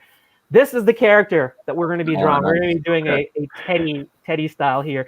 So I just want to let our audience kind of like see what the subject matter, and you can just tell that this is no ordinary teddy bear. And I'm going to put some, I guess, a double multitask duty there on you, Mike, because we're going to switch over to we're going to load everybody's art cams. Let's do that right now, Joe.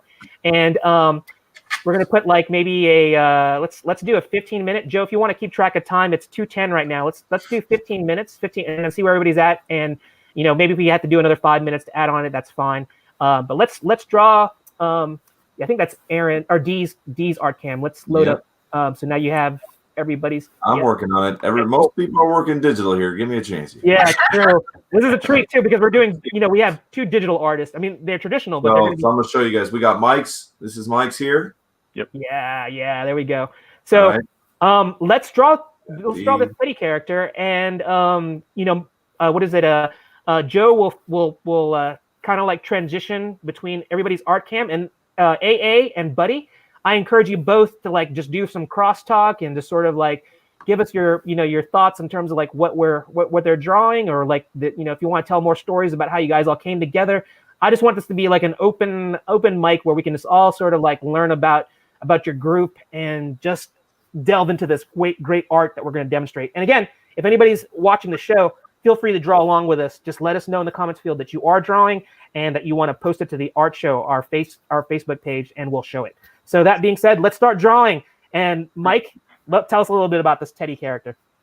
Okay, this character, I can't take full credit for it. Chris Burgos, the author, he came up with the concept for this antagonist, and what he was going for according to the original notes, was a bear maybe from around the 60s, from Vietnam, who was kind of, he's seen better days, and he's terrorizing one of the main teddy bears. His name is Mikey. He was the other picture, the second picture that you put there, that looked much less nefarious. So, some of the concepts that I was going through involved having Chuckles wearing, a little army helmet, maybe with some smiley faces on it, something that gave him like an off kilter sort of look. So I was toying with a couple of different things there for a while.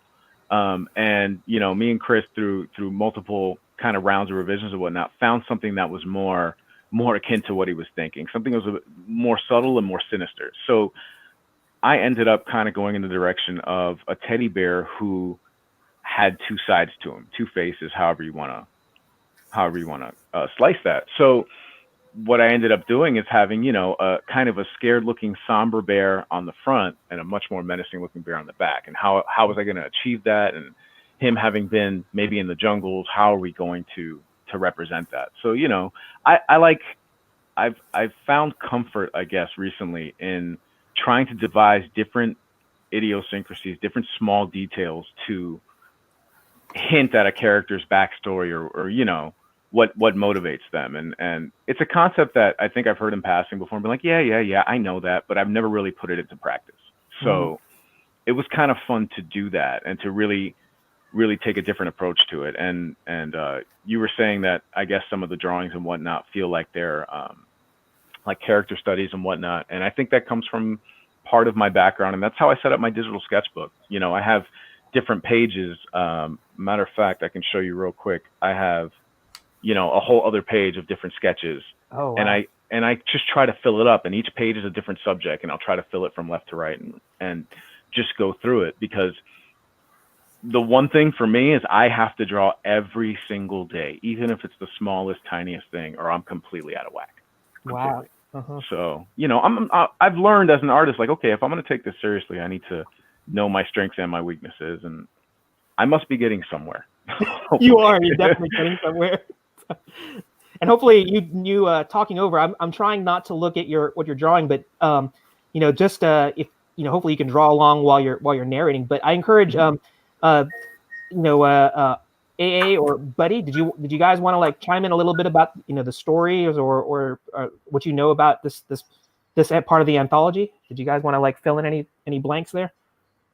Yeah, so Teddy is a really cool story because you got, I'm going to use those big words again. You got those the juxtaposition between the you got the juxtaposition between the the kid's toy, the teddy bear, the kid's toy, the young boy doing it, except it's actually one of the more adult stories in the anthology.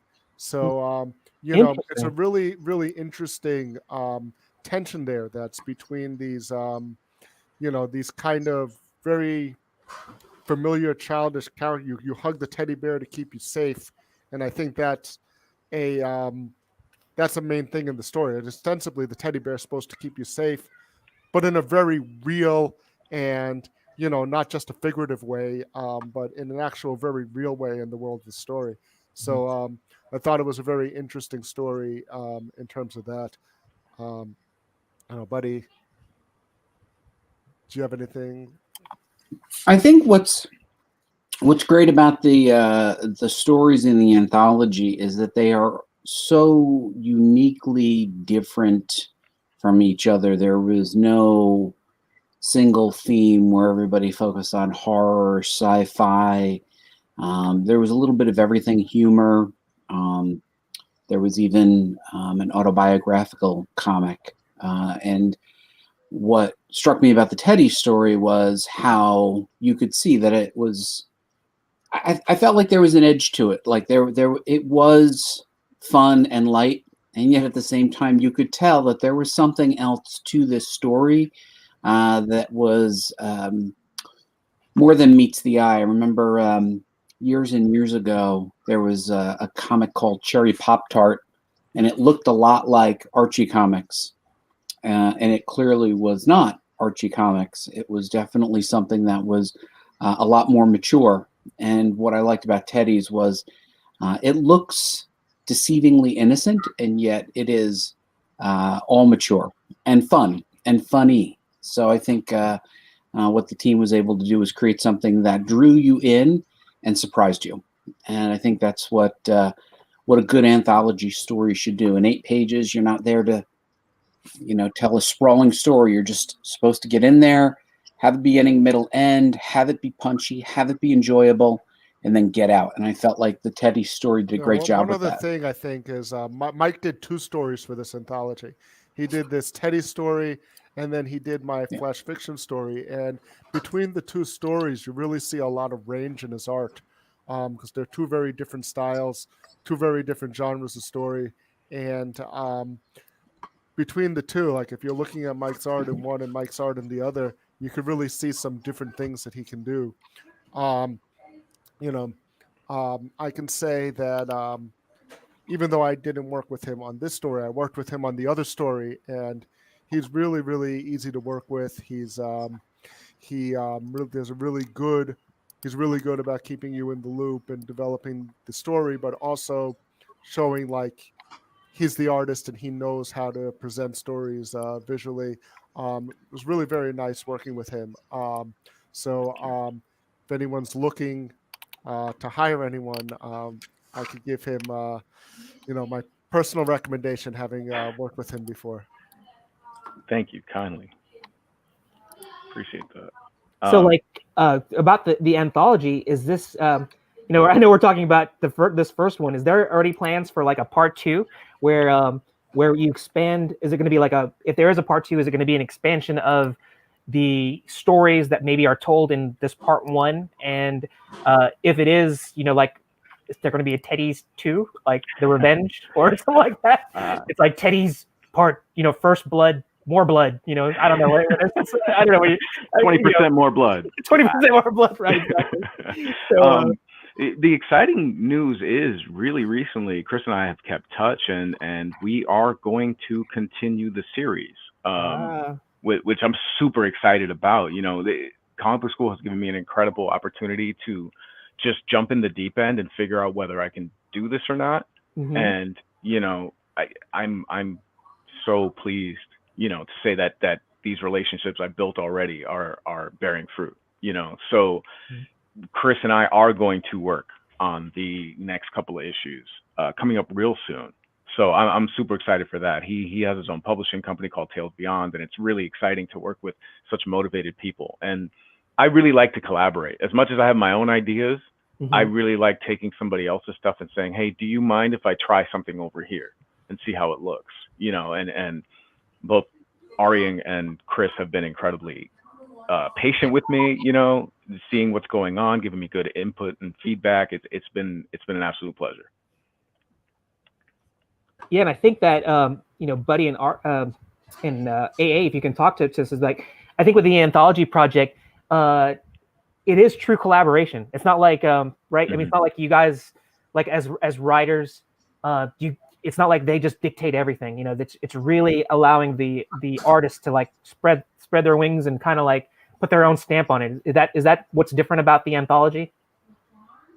I think partially, yes. I mean, I think that one of the ideas behind the anthology was that you wouldn't just take a story you already had, like something that was, you just hadn't put out yet that you'd already done, and try to put that out. It was to really try to start from nothing, start from scratch, form a team, collaborate, and bring your story completed by the time the deadline for the anthology was done. So everything was happening kind of in real time as you were collaborating together.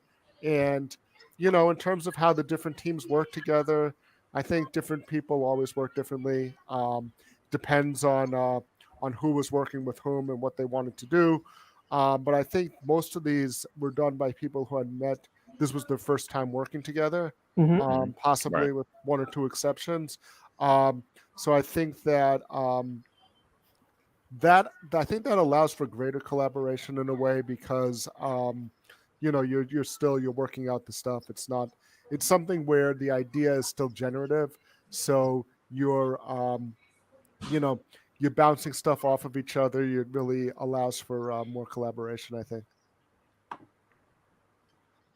Yeah, we wanted to make it easy for people in this first round with the anthology to complete something, and you know, part of the genesis of this, and we might have mentioned it a little bit earlier, but was this idea that year after year I'd host these panels in New York City, and I would see a lot of the same faces, you know. Rubin was one of them, and I would ask people, you know, like, what did you work on since last year?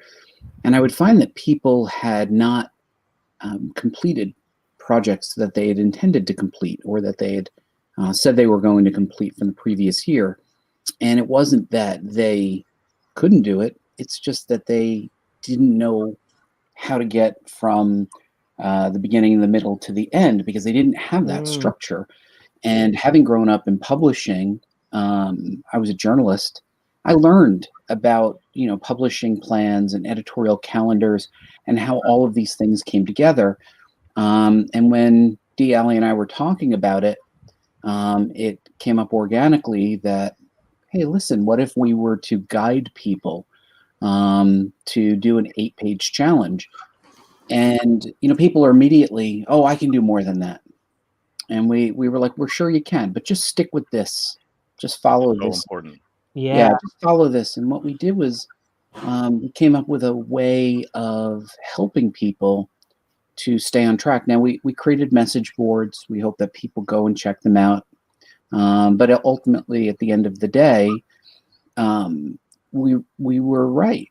You know, people can complete things. They just need that structure, and having a community, you know, base it off of Inktober or NaNoWriMo. If you're doing it with a community, it's easy to complete something, and really hard to let it go, particularly when you've made a commitment and there's a lot of other people paying attention. Yeah. It's almost like baby steps. You gotta like set your goals so that they're goals that are achievable. Yeah. And there's nothing wrong with that either. Right. Yeah, exactly. Yeah. A short comic is, I do remember, not to make fun of Gerald too much, but I do remember an 8-page comic that was written. You know. Anyway, it's not important. Moving on. Do tell. I think that's gonna be for another episode where Joe totally like chastises me and just gives me a hard time. He admonishes me. But just a little bit of spring cleaning here, real quick, because I want Dee's work to be shown. To let you know, I think we are seeing maybe a side screen, Dee, of what you've got. So if I show yours, I'm seeing this right now. So you've been hard at work. That's interesting. Yeah, we're not. Okay, let me try that again. Get you up there as best we can. See what Dee's working on. Let's see if we can. And George Cortez asked a question: how long did it take to actually finish this project? Well, that's funny, because I'm wondering if. Oh, look at everybody squirming. We're not finished yet. We're very close to being finished. You know, it started at Comic-Con in October of last year, and it just started as a germ of an idea, then required us to figure out the technology and the message boards and what we were going to do. And then Dee, Allie came up with this idea of using Google Calendars, and we had to build message boards. So there was a lot that went into this that we were not expecting. I mean, I say that I come out of publishing, I never ran anything quite this big over time. So we thought we would be done for NYCC 2020. That's why they canceled NYCC 2020. We were not ready. It was really sad. They were like, "You're not done? Okay, well, we can't have the con." Pack things and get out. Right, we're gonna invent the Chinese virus and then just sort of like that will cancel the con. Did you really just do that? I'm just kidding. He took it there. He took it. That joke. Here I'll give you a slow clap. We do not endorse any. I'm just kidding. It's a joke. It's a joke. But yeah, I think that's the thing, is that either the con was canceled, it doesn't mean that work stops. You guys are still producing stuff, you know? Right. So that's the thing. So you mentioned the Google Calendar, D coming up with this new procedure. You want to keep on going about how, so it's still a work in progress. Is that what you're basically Yeah. Well, so we got all the comics made, right? Yeah. Mm-hmm. And Buddy's been in publishing as a writer and getting things done, but it was more at the end of the line. We were like, okay, now we've got to proof them.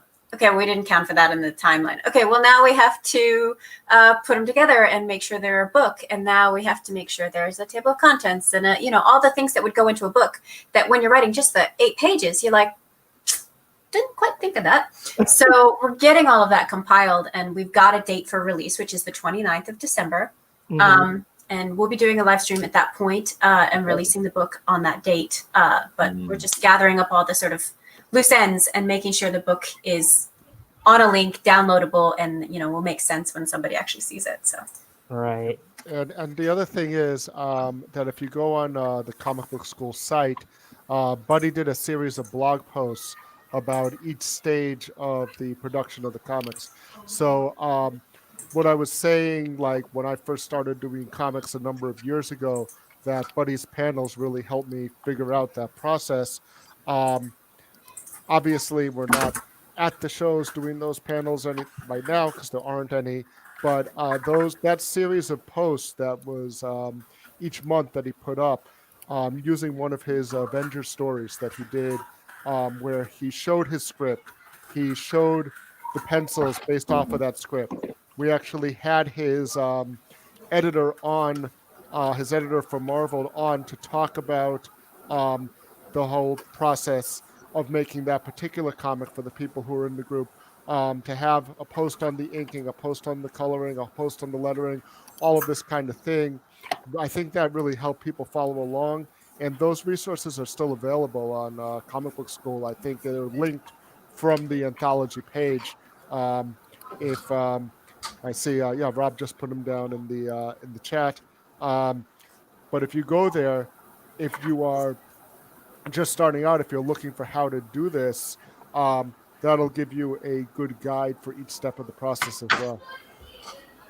Yeah, so that's I think it's worth it is worth noting that when we were thinking about doing this, Erin and I didn't, we came up with a great idea and all full of passion and excitement, and then we were like, how do we do this?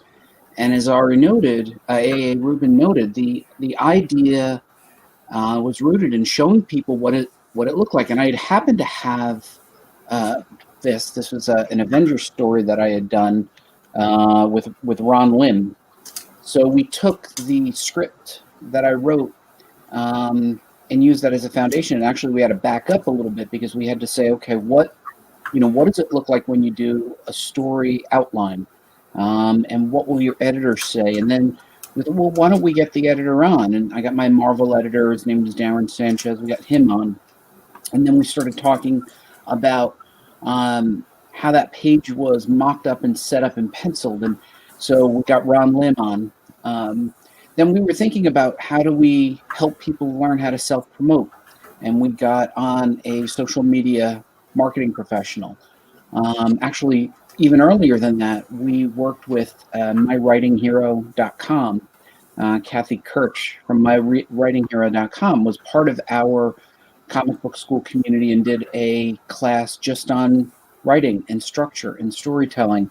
So all through the challenge, even if it wasn't in perfect order, what we tried to do was continue to provide this free educational resource for anybody who was participating, plus anybody else who wanted to join.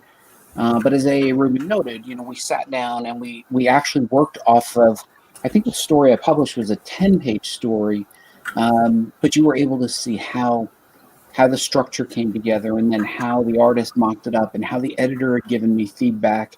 And then we were able to go from those pages. We were lucky enough that my editor, Darren Sanchez, was willing to give us the pencils, the inks, the colors, the letters, final production files, which, as A. Rubin noted, we published on comicbookschool.com. So you can go from the earliest idea to my full script all the way through the entire process, and you can use it as a self-learning tool. But a question from earlier, is this the end? No, I think now that we have the structure and we understand how it's going to work, we're planning on doing future projects where we guide people through this. And I think we would all welcome the opportunity to do this again from all the things that we learned, where we're not making up every step along the way in real time, and we'll probably execute it starting in around January. So people who are interested should check us out at comicbookschool.com. We'll be putting additional information out there. The next anthology will start with a writing prompt. We're going to go with a theme. I'm not going to announce the theme at this point, but what we're going to do is create this writing prompt. There will lock up a theme, and then in our message boards, just like last time, people will discuss their stories. I think it was also worth noting, right, AA, that people went to the boards. They put their art there. They put their stories there. They actually gave each other feedback, and I think that was important because we said early on, we're not each other's audience. The audience is the audience. Let's get some organic feedback, and I think everybody's story was better for it. What do you think, AA? Yeah, I think that's really important because one of the things that we struggle with is finding a creative community. I mean, I know that back in college, I was a writing major. I had writing workshop classes. You'd go, you'd sit, everybody bring their stuff in, everybody would critique it from other writers. And then after that, it's kind of hard to find. And it's even harder to find now because people aren't meeting. There used to be groups that like meet at a bar or whatever. And, you know, there were comics groups, there were writing groups, there were things like that. Can't do that now. And the boards really gave us a place, you know, for that type of interaction, for that type of peer review and peer feedback. And even beyond that, during these, you know, during this time when everyone's home and everybody, the family's home, the kids home, everything like that, it gave you some adult interaction too, which I think is just as important. For any interaction for those of us who live alone. It was nice. So, you know, that part of it was nice as well. But in terms of what Buddy was saying about the feedback, I think it was really good. I think we had a very active boards during the challenge where people were part of the challenge was supposed to be by whatever date, you know, by the time your pencils are done, you're supposed to post them on the forum. You're supposed to post a script on the forum each stage, and then people come give you feedback, and then you can revise it before the next stage. And we did some feedback protocols, you know. Like I said, I've worked as an editor, and I've also been a high school English teacher, so we have a lot of, you know, good feedback protocols. Other people had protocols as well, so that the critique is respectful and actually constructive. Because the real problem is that when you show it to people, when you show your work to people when it's pre-publication stage, you get one of two kinds of feedback. You either get, this is great, you know, this is awesome, I love it, you know, and mostly people know you, or you get like, this sucks, it's not good enough yet, you know, get the rejection letter from the publisher, you know, we form letter, right, you know, thank you for contributing your work, it doesn't fit our needs at this time, please. And neither one of those is really helpful. Ari, have you gotten a couple of those? Because it sounds like maybe you know that verbatim. Everybody, you know, they're pretty easy. I mean, you know, I got 3 last week, you know, it's just to keep putting stuff out there. So, you know, that's what you're talking about is really cool, because I think that's what's different about your group is that, you know, you guys, not only are you collaborating, you're documenting the process, and it's a more constructive criticism process, and it allows for, I think, a better product. I mean, from what I've seen, and I'm privy to some of the early stuff that we can't show. It's very hush hush in terms of what they're going to be showing at the end of December. But I think that whole methodology that Buddy and you were talking about, it's a stronger product because of it. You know, you're not just getting that form rejection letter, not even telling you why it doesn't work. You know, you've set up the forum, which is the school that, you know, that Buddy, you know, formulated, so that not only you're bringing creators together, but you're creating a positive environment to get really, really good results. Am I correct? Yeah, I mean, I would say, yeah, you are, because there are also things that, you know, in addition to just the feedback, the more detailed feedback, you're also getting good feedback from people who know what you're talking about. So like, you know, as a writer, there are certain technical things that, you know, we know that the terms that we use, and you could say, I'm having trouble, you know, I put this, you know, where to put the twist in the story. Do I want to put it right in the middle? Do I want to save it for the last page? Do I want to put it there? Do I want to delay in the comics? Do I want to delay it for a page turn? these types of things, and you need other people who kind of have that common language that they can get into those more technical aspects with you. And you find that on the boards because everybody's just really trying to do the same thing, and trying to help each other get better. And with all working on the anthology, it lends itself to a few things. So, I might not write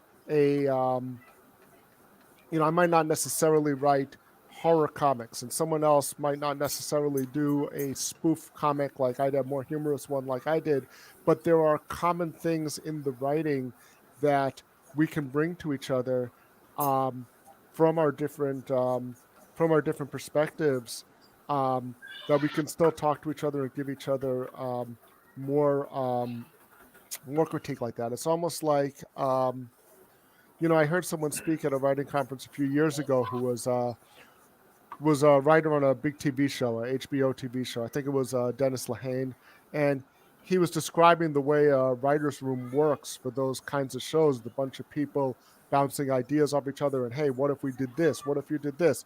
And, a lot of the ideas are cool. If you're the one actually writing the script, you're not going to incorporate all of them, but you get, that feedback, and you get that feedback from other people who are doing the same thing as you. Mm-hmm.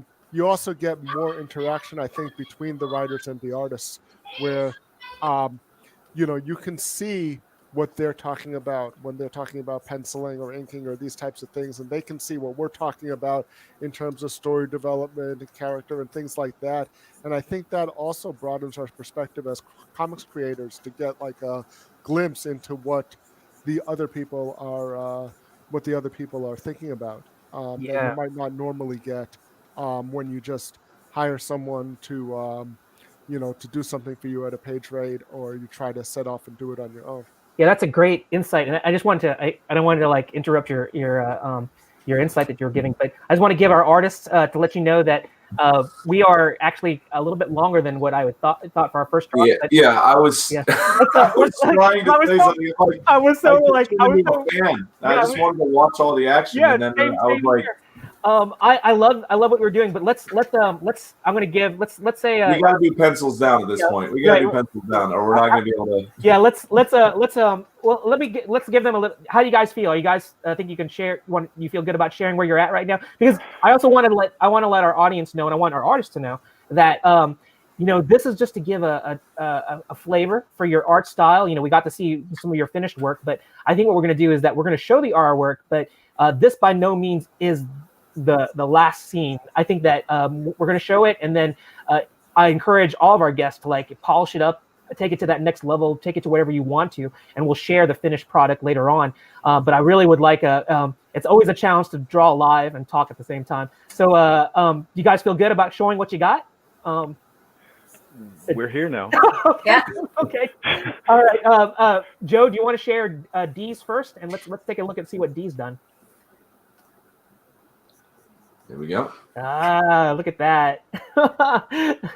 So digital, and she's already we're talking about backgrounds. She was already getting ready to do backgrounds there. So I wasn't even going to go there, but we already see the style that we got. We saw like in those Inktober's and the skeletons that she'd done.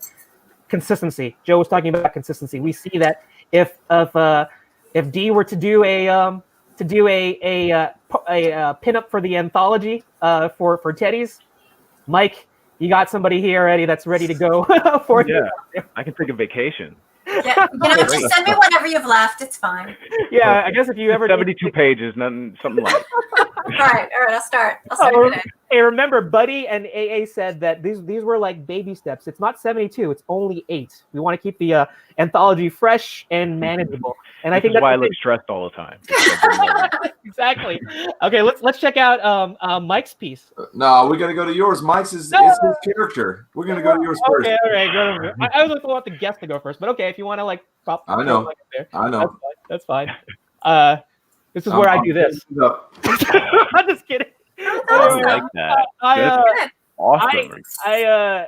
We were talking about, what is it? Teddy's First Blood, Teddy's More Blood. I don't know. I decided to make kind of like, Rambo type things here. And I added a cigar. I don't think Rambo smokes cigars, but anyway, I just dug the character. I think he was really cool, and I just decided to have a little fun with it. And so that's awesome. My quick interpretation. All right, now the actual creator. Let's see here. So I draw very slowly. So this is me at turbo speed times 8.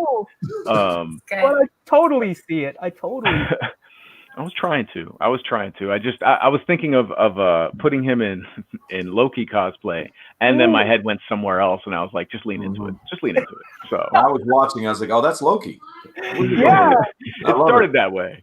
Totally see it, and I think that I encourage you to take it, to that next level, because I already see the potential in this already, and it has so much attitude, and I love. Is that a utensil that's sticking out of his shoulder? Oh, yeah, that was a butter knife. I was gonna do a couple of others. Yeah, because Loki is known for like his throwing knives, and I think the butter knife got the best of him and came back around and hit him in the shoulder. But that's why you wear shoulder armor pads. That's the only reason to wear shoulder pads. Because butter knives are dangerous. Butter knives are very dangerous. But this is wonderful, and I encourage you both to take your drawings, and we would love to see the next step in them. But I think our audience really got a chance to see what your style is like, and then seeing the comedy that you put in there as well. So let's go into drawing challenge number 2, and usually that's what we call my host on the last few shows has been Rick, and Rick, we call it the Rick challenge. Right. Rick's not here today. We have Joe, so I guess it's called the Joe challenge now. So it's my challenge, and we're going to keep this at a very tight 15 minutes. Okay. So that we can roll right into the last drawing and really focus on what you guys are doing. So, I was going to originally just walk away. Walk away and come back, right? So originally, I'm done. I'm not coming back. No, I'm just playing. So originally, I just wanted to do something off The Mandalorian because it was such an amazing episode, and I'm just such a freaking Star Wars nerd. I was like, okay, let's do Boba Fett. And I thought, okay, not just Boba Fett. It's going to be a mashup. So it's going to be Ronin and Boba Fett. Who? Ronin. Oh, I'm with this. And it all happened because my book finally came in that I purchased like forever ago from IDW. Oh, from Teenage Mutant Ninja Turtles. So this Ronin with Boba Fett armor is the challenge. Okay. 15 minutes, guys. Wait, say it again. I gotta dig deep.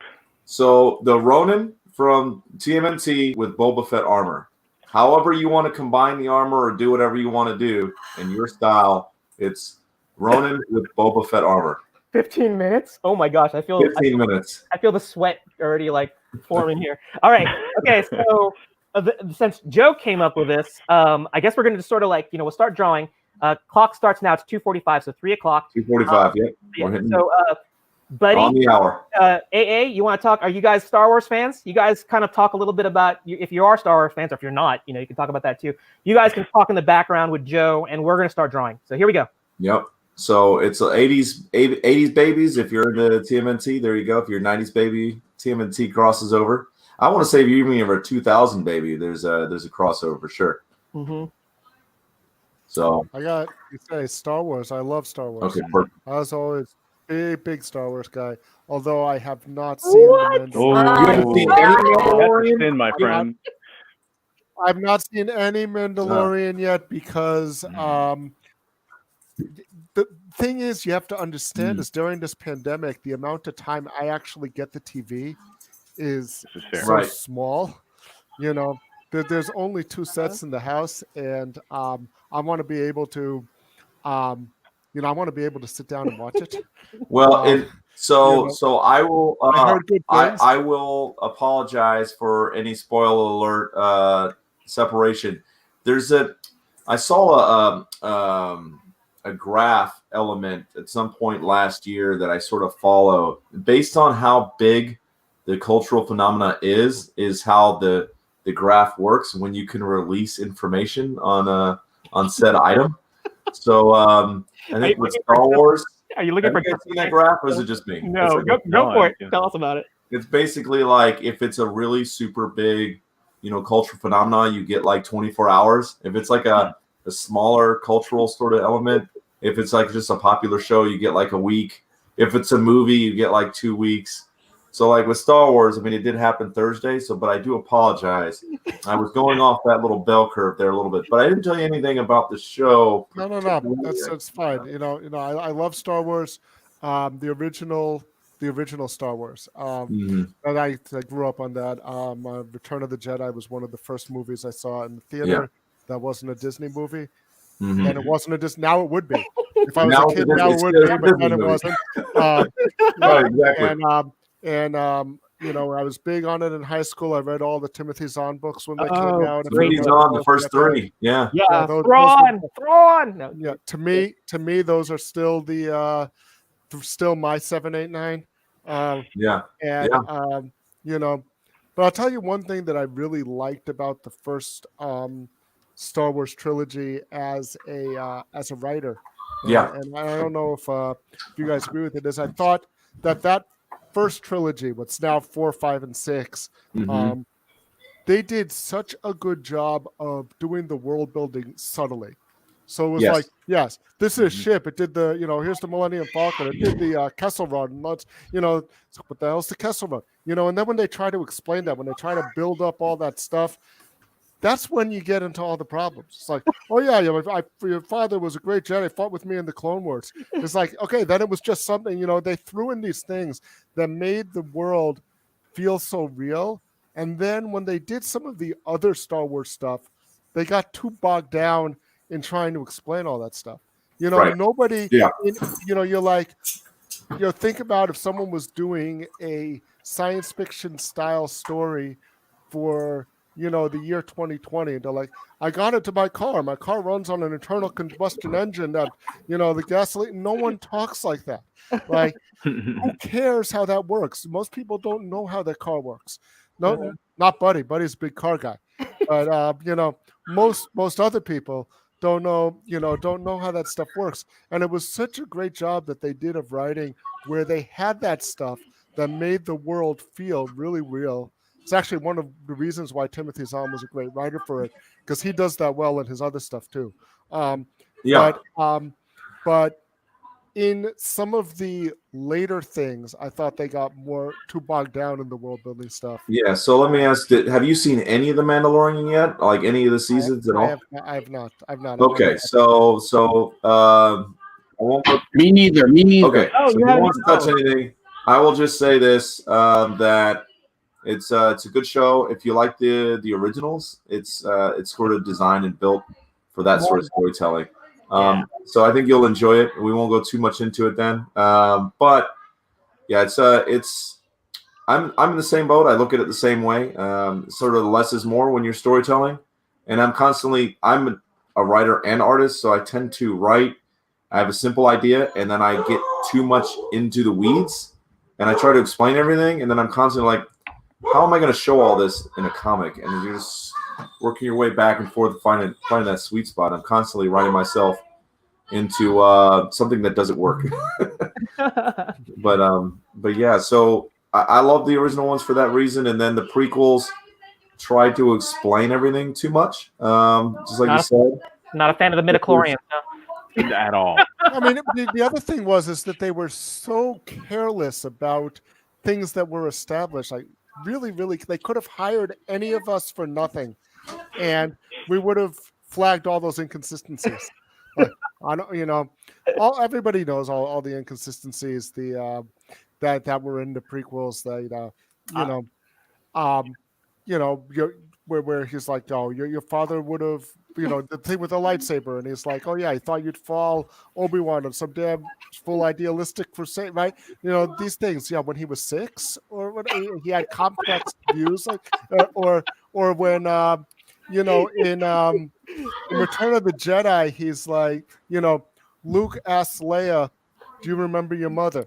Oh yeah, yes. I heard this and one. And he says, "Your real mother," and she says, "Yes, I remember. She was sad," which implies either she's considerably older, or she spent significant time with her mother, maybe even until she was, even if she's force sensitive, even all that stuff, right? She would have spent more time with her mother than Luke had, and then, Well, and the funny thing with that is, I I always sort of saw that as she didn't know the difference between who her real mother was and who her adopted mother was. Yeah. So her adopted mother was the senator's wife. Yeah, but except for that, he asked that question. He says, "Do you remember her mother?" Yeah. She said, "Yes." And then he says, "Your real mother." Right. Which implies that she knows, right? In that series of dialogue. You can't pull the wool over a writer's eyes. Yeah, exactly. That's the point of that line of dialogue, right? Yeah. It's tricky. Yeah. I mean, they tried to make it work, but like you said, I mean, it just doesn't. There's Mike's as he's going right along, and D knocking it out. Oh no, showing up too much information. Yeah, let's keep the drawings kind of little secret here. We'll keep on going with the Star Wars nerdy conversation. Just to give you guys a heads up, it's 2:52 EST. Yeah, we got 8 minutes. This is a short challenge because we want to get to the final OC. Mm-hmm. Let me get you off. So what other Buddy or Ari? I mean, AA. You want to talk about any other like nagging Star Wars plot holes? Because I won't even go into like The Last Jedi because I almost. Well, we can also switch. Are you guys tracking? How much are you guys with the Turtles lore? Oh, obviously, I think for everyone here is probably going to be like the movies. I think we skipped that other than the first three, maybe the first three. You know, all the Michael Bay stuff is pretty rough.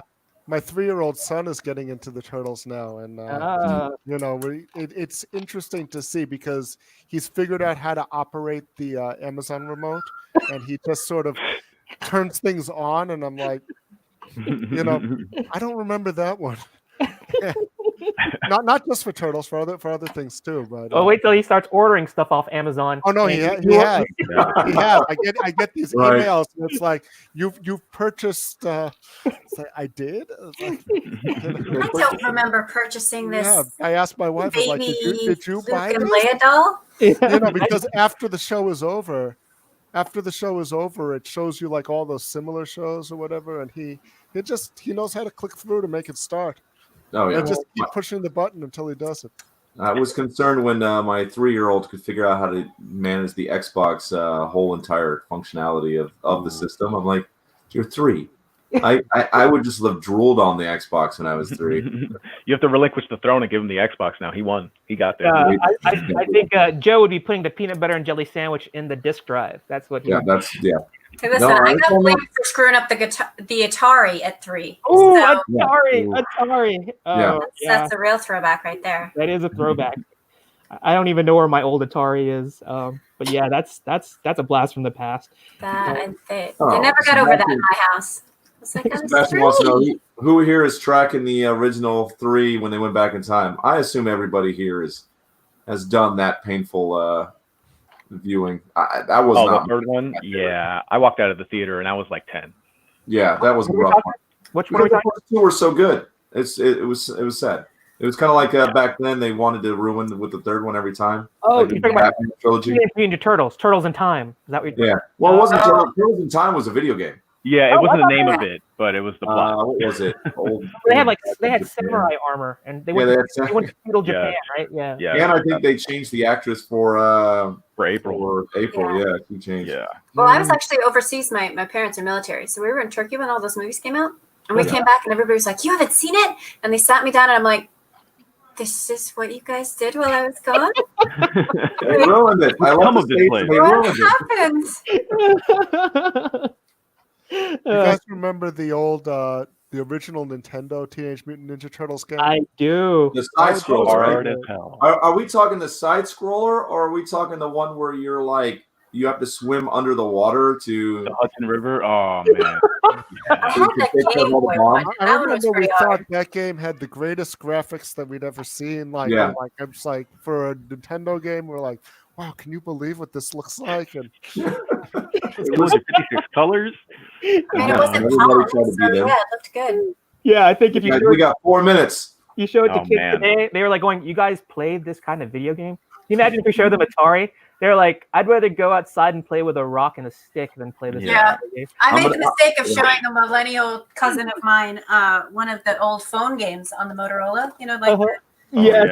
They were like, "This is a game." It's not a You play with your hands? Yeah, it's like you have to use buttons. You don't. You actually use a controller? I was trying to explain to them the Game Boy Light that you had to like put on the front of the Game Boy so that you could play in the the whole night. And it was not a very good light. It wasn't. It was a terrible light. Have you and it ate batteries like nobody's business. Oh, it did. I think we went through like I think there's probably like a significant amount of the landfills filled with like AA batteries because of that whole generation. Yeah. Have you seen those YouTube videos where they show millennials or like kids a cassette tape, and they say here's a cassette tape and here's like a Walkman, and just make it work. Turn it on. Yeah. Like, and I think that is just the strangest thing, you know. Of like whatever. Almost better than that is the one where they tell them to dial a rotary phone. Oh, that's funny too. I think I've seen that one. What do you do with this thing? Just so everyone's tracking, I got a little bit of a behind the scenes for everyone who's watching. So Dee is also matching up a little bit of a Lion King moment as well. So we'll see that. Okay, great. We got less than 2 minutes. So who here has done, like, you guys have gone to cons? Who's done some sort of Mandalorian or Star Wars on the spot drawing for what are they called? Can't think of the commission on the spot. Like, have you guys done anything like that at your tables? No. I try not to because I plan and I plot and I kind of experiment. Like this one you'll see is just I'm messing around and then I erase and go back. Like that concept artist is a bit too ingrained in me, so it takes me a while. So improving on the spot is like, well, yeah, I'm in the same boat, Mike. Like, I don't mind doing commissions on the spot, but I'm like, come back in an hour.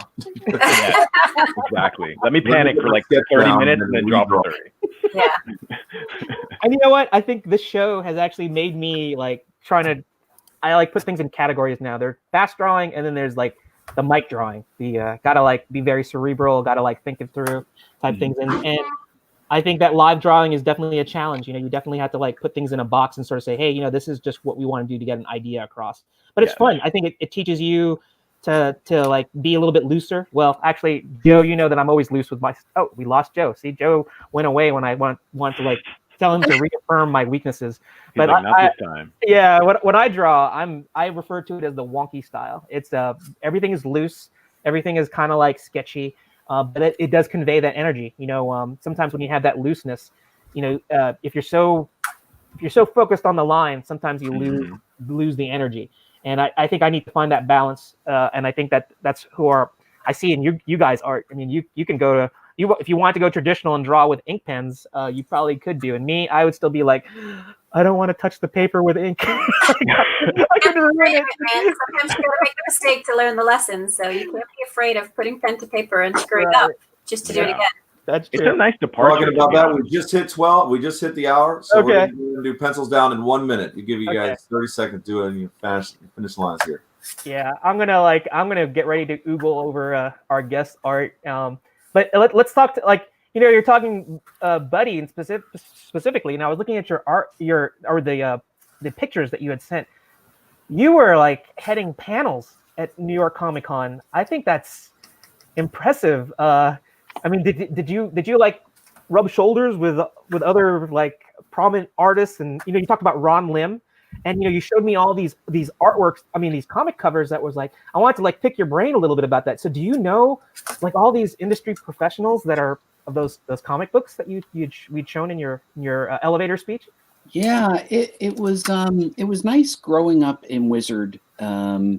We were fortunate to have these comic pros become friends. You know, we would meet them on a friend level, where we would go to these parties, and the parties that were legendary by Joe Quesada and Jimmy Palmiotti during the Marvel Knights era. Oh no, we talk about us nerds. We're like, yeah. And so I got to know a lot of them as friends. And like you know, I would write an article about somebody, and you just get to know them. And yeah, it was actually what led me to break into comics. Comics is a very social field. I can't stress enough how important it is for you to network. And that's actually one of the most popular panels at New York Comic Con is the Creator Connections, where we introduce people, we get people been compared somewhat to speed dating, where we put people together. And I started it about 25 years ago. This idea that people might find it hard to walk up and introduce themselves to somebody.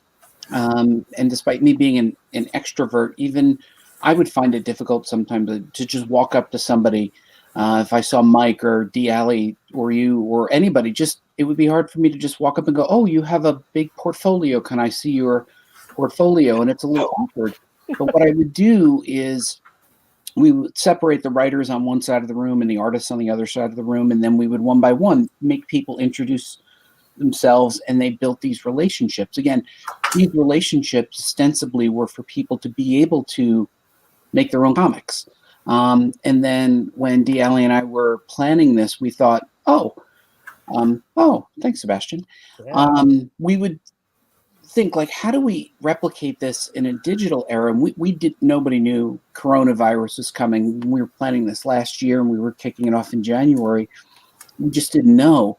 The message boards became a place where people got to know each other and became friends and built these relationships. And what you're doing here, building relationships with people, is what leads to you breaking in. And in most cases in comics, and I've said a number of times at my panels, I've never broken in on a cold pitch.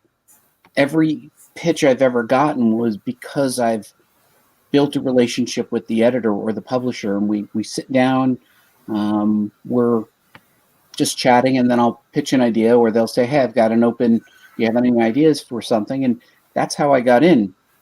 And people have said, like, "What's the secret to breaking into comics?" And I always say, close the bar. I don't even drink alcohol, but you can stay all night and close the bar. And that's where the most interesting conversation happens at 2 a.m. You build those relationships. And I go back to the Marvel Nights parties. They used to close the bar, lock the door at around 3 a.m. because that's when the pubs in Manhattan close, and we could stay.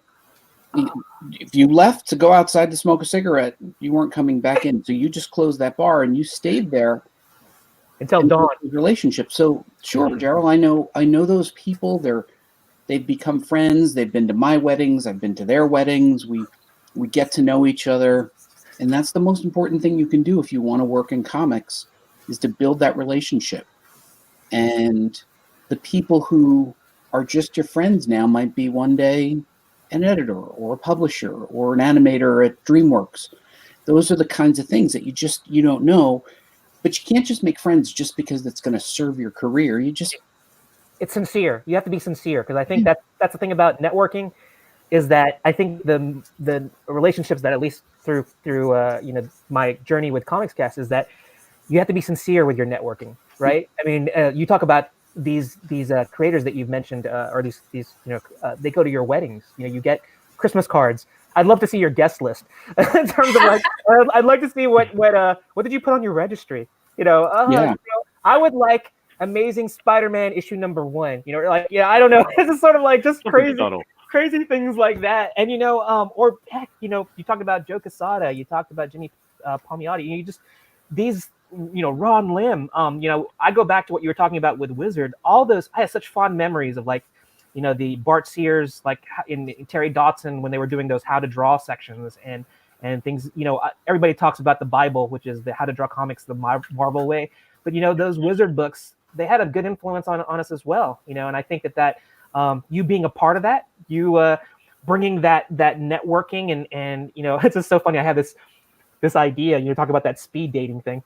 Writers on one side, artists on the other, and then we're gonna throw eggs at each other. I don't know. It's just something like crazy in terms of just like, and whoever's egg cracks first, they got to get stuck together to do an anthology story. Maybe that's a story about how.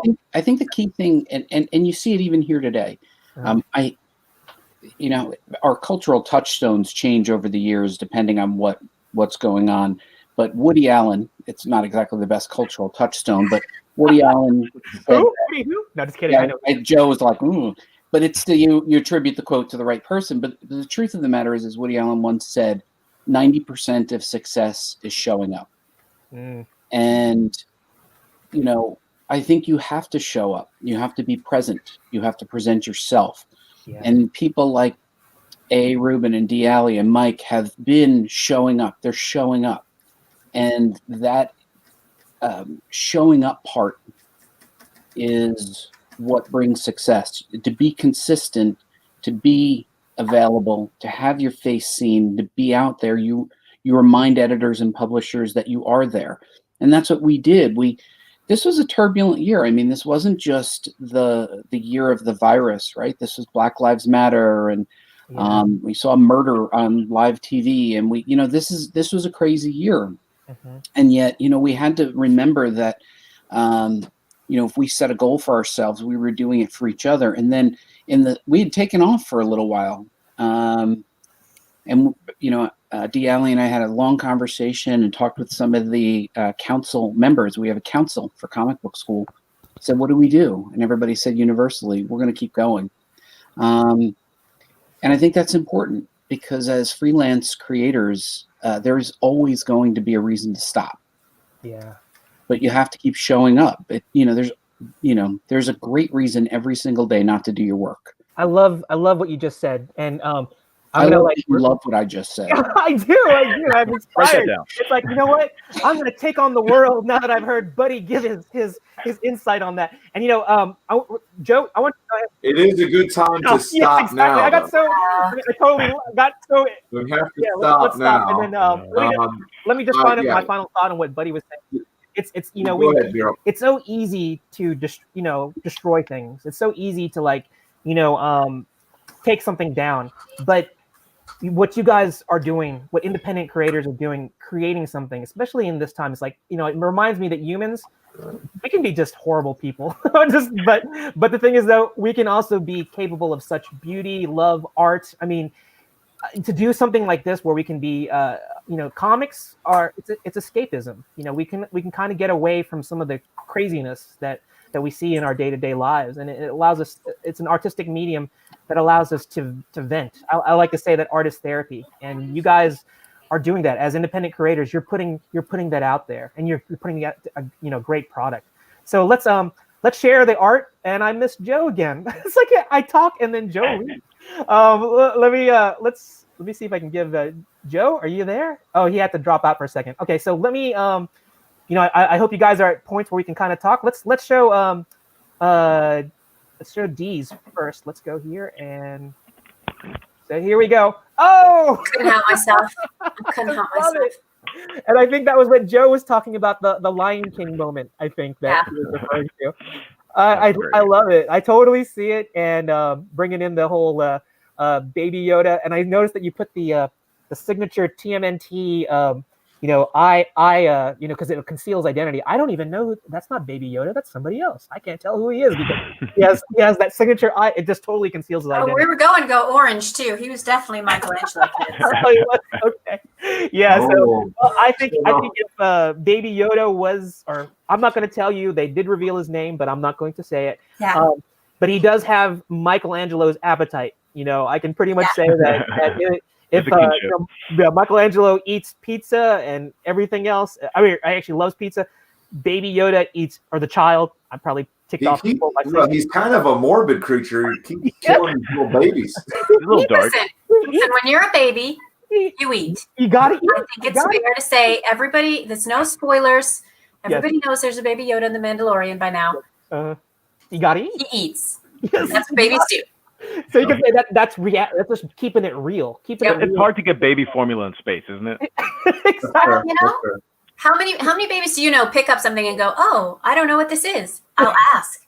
They stick it in their mouth. That's exactly. You're so right. You're so right. It's all fair. So let's keep on going here. I'm going to show Mike. We go, Mike's. All right. Oh, zoom in, Mike.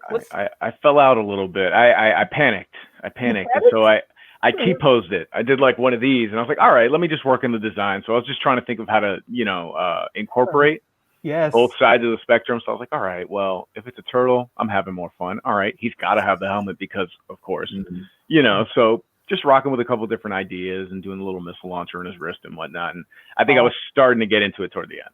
Yeah. Well, like I said, I encourage you guys to like finish these up, and we'll be more than happy to share them on Comics Cast's Facebook page. But excellent work from both of you. For the sake of time, we're not going to show my work, right, Joe? I don't think so. Okay. Anyway, so I thought of him as being kind of like he's the Ronin, but he's also the heavy Mandalorian. I don't know if you guys watched the episode from last season where they introduced the heavy infantry Mandalorian, where he's like, and I think Jon Favreau, I think he actually played that character, but I thought it was kind of, yeah, I think he did. Or he voiced if you were running the Mandalorian, wouldn't you want to get in a suit? Exactly. I'd take that home. I think all the directors from the Mandalorian have actually done cameos in their in different episodes. So it's so fun. It's like they're just like us, kind of kids in they're kids in a toy shop, except their toy shop is ILM. It's just one of those. I don't have these super immersive. I mean, they have that seamless 360-degree environmental LED screen. Yes. Where it's amazing. We drew over, yeah. I want to say John said something along the lines of they're basically a cover band just playing Beatles songs. That's a good so accurate. Wow. Totally digging that concept. And here we are. The conversation has been just flowing, and right now, believe it or not, we're actually pretty good because we've gone 3 hours easily with past shows. So we're at 2 hours and 10 minutes. Let's try to we're rounding it out. Close it up, Daryl. Okay, so we're going to do the last one, the last lot drawing, and I'm going to share one more screen just to get everybody up to speed on just something to think about. Let me. Wrong stream here. Yeah, let me. Oops, okay, there it is. All right, so we saw this, and I'm just going to refresh everybody's memory what our last challenge is going to be. Okay, so we're going to focus on D now, and D's project in the anthology is still in the works, but let me actually go here. And oops, hold on one second. I just have a tab meltdown with all my. D, it's still in the works. Is it on the way? Okay. I think let me backtrack. Let me just back up. Okay. For those of you who don't know, everybody's got a day job, right? Exactly. Mm-hmm. Okay. COVID hit my day job like an asteroid out of the sky, wiping out the freaking dinosaurs. So I have not had but 2 minutes a day to breathe, let alone draw.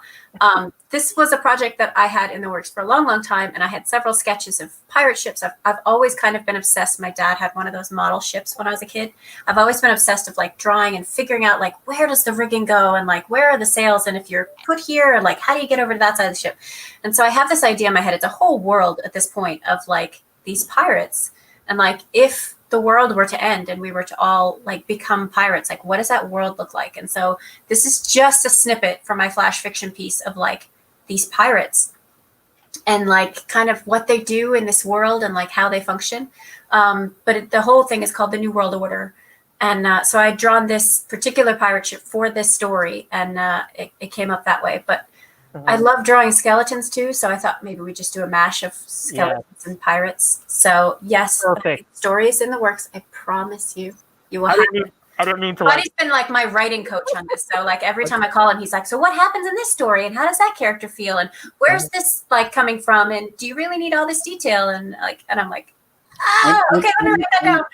I'm personally fan of all the people that participated, not just because they did the anthology, but because we have so much talent. It was surprising how many talented people were working on this. So I push all of them. That's why I tease D'Ali, and she is multi-talented. As you can see, she was able to pull together a prose piece. She's an illustrator.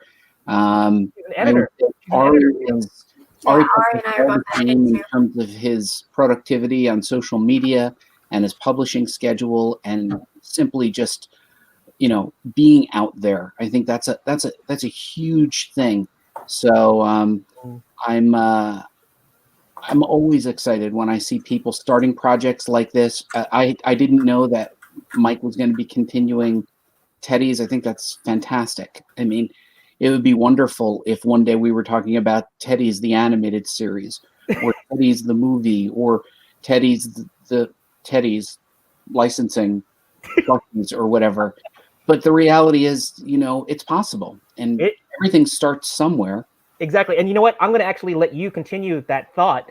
But let's go ahead and get into the drawing, because I know there's plenty of conversation that we can actually have about this. So just so everybody knows in the audience, again, if you'd like to draw along with us, and we're going to continue with what Buddy was talking about, but the theme for this challenge is to do skeletons and pirates in your own style, because this is a part of the anthology. Or skeleton pirates. Skeleton pirates. Yes, there you go. So, and I'm going to leave it all to all of you to just sort of like chime in and talk a little bit more about it. Obviously Dee talked about her fascination with skeletons, and she did that whole exhibit.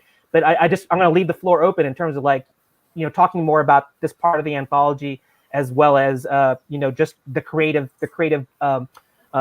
process that goes with your group. So let's start the drawing. While you guys start to draw, Dee Alley and I started this off, and we were both going to contribute a full 8 pages to our anthology. But literally running the anthology became a job, and a big job. Something that we honestly thought 2 or 3 stories, and at one point I was like starting to think, oh geez, will we even have enough? We had too many. It was an embarrassment of riches. And then Rubin had the insanely great idea of including flash fiction and making the anthology more than just comic books, but included flash fiction. Do you want to just talk about the section that you pioneered for the anthology, the fiction? Yeah, sure. One of the things that I did over the last few months was, over the summer, I took a class in Ray Bradbury and creative storytelling online with Ray Bradbury's biographer. Actually was running the class. It was Chicago online, but they discontinued that program, unfortunately, because it was a great class. But one of the things, there was a story that Ray Bradbury, when he wrote The Halloween Tree, and some of his October Country stuff, he happened to be in a gallery, a local gallery near where he lived, and he walked into a gallery. Into the gallery, he saw this work by this artist on the wall, and he's like, "Oh my God, that's my Halloween tree." The guy didn't know him or anything like that, and he's like, couldn't afford. This was back when he was starting with the October Country. Couldn't afford to buy the art, and he's like, "Do you have the name of this artist? I need to get in contact with him because this would be perfect for my thing that I'm working on." And they ended up working on it together. So if you have the book, The October Country by Ray Bradbury, you'll notice each of the stories is introduced by an illustration by the same artist. And I'm blanking on his name right now, but if somebody knows, maybe throw it in the comments. And I was thinking about this, and then was talking with Buddy, and a lot of the old pulpy sci-fi magazines from back in the day used to have these full-page illustrations introducing the stories. And then speaking to some of the writers on the board, some people wanted to have stories in the anthology, and they weren't going to be able to do the whole process of doing a 8-page story from script to completion. Some people joined on late. They did it. They were late in the process. And we said, hey, what if we just put in some flash fiction, really short, just like a page of prose, opposite an illustration by one of our artists. And it turned out to be a really great thing. Like that. That's how I met Mike. We did a story that's a mashup of a classic spaghetti western and high fantasy. In the same story, Dee Alley was able to get her story in. We have George Dawkins and Phil Space. They have a story about the Black Knight in there, and it's just another thing, another way that that art and writing can work together to tell a story. I'd like to just throw one more thing in there. When it comes to comics, you don't need permission to make comics. You just need an idea and the time and make comics, right? Like you can't just start, you can draw Superman, you can't publish Superman, but you can make your own character and tell a modern superhero story, a modern pirate story, modern twist on a humor story, just like we know they did with Teddy's, and just start to make comics. The barrier to publishing is dramatically lower than when I started out. You had to work with a publisher and it had to be print. And we will be distributing this particular anthology as a free download off the comicbookschool.com website. Oh, wow. Yeah, we felt like it was important for people to see the work of this cohort of creators, this class. And that was far more important to us than, trying to figure out how to split a couple dollars together. So we wanted to lower the barrier for distribution, make it available. We will be starting off with it on our website for free. We'll migrate over to Comixology, be available on Amazon. But for us, exposing this new wave of talent was very important. And I think you're going to see some people moving up to first semi-pro and then full pro work in out of this class and this anthology. And the reason we called it what we did was, we all bonded typically as the last panel every year at New York Comic Con at Creator Connection. And we just felt like this was a creator connection. And we also had this idea that you start comics with panel 1. So we thought this is our first anthology. It is based on creator connections. It's the panel 1, the first step for many of the people who, as I said in the beginning, they would want to make comics. A year would go by and they had a sketchbook or an idea. And that's the genesis of the name, right? That's where panel 1 came from. Yeah. So we just started with panel 1, which is, you got to start somewhere. So that panel 1 was symbolic, but also creator connection was symbolic.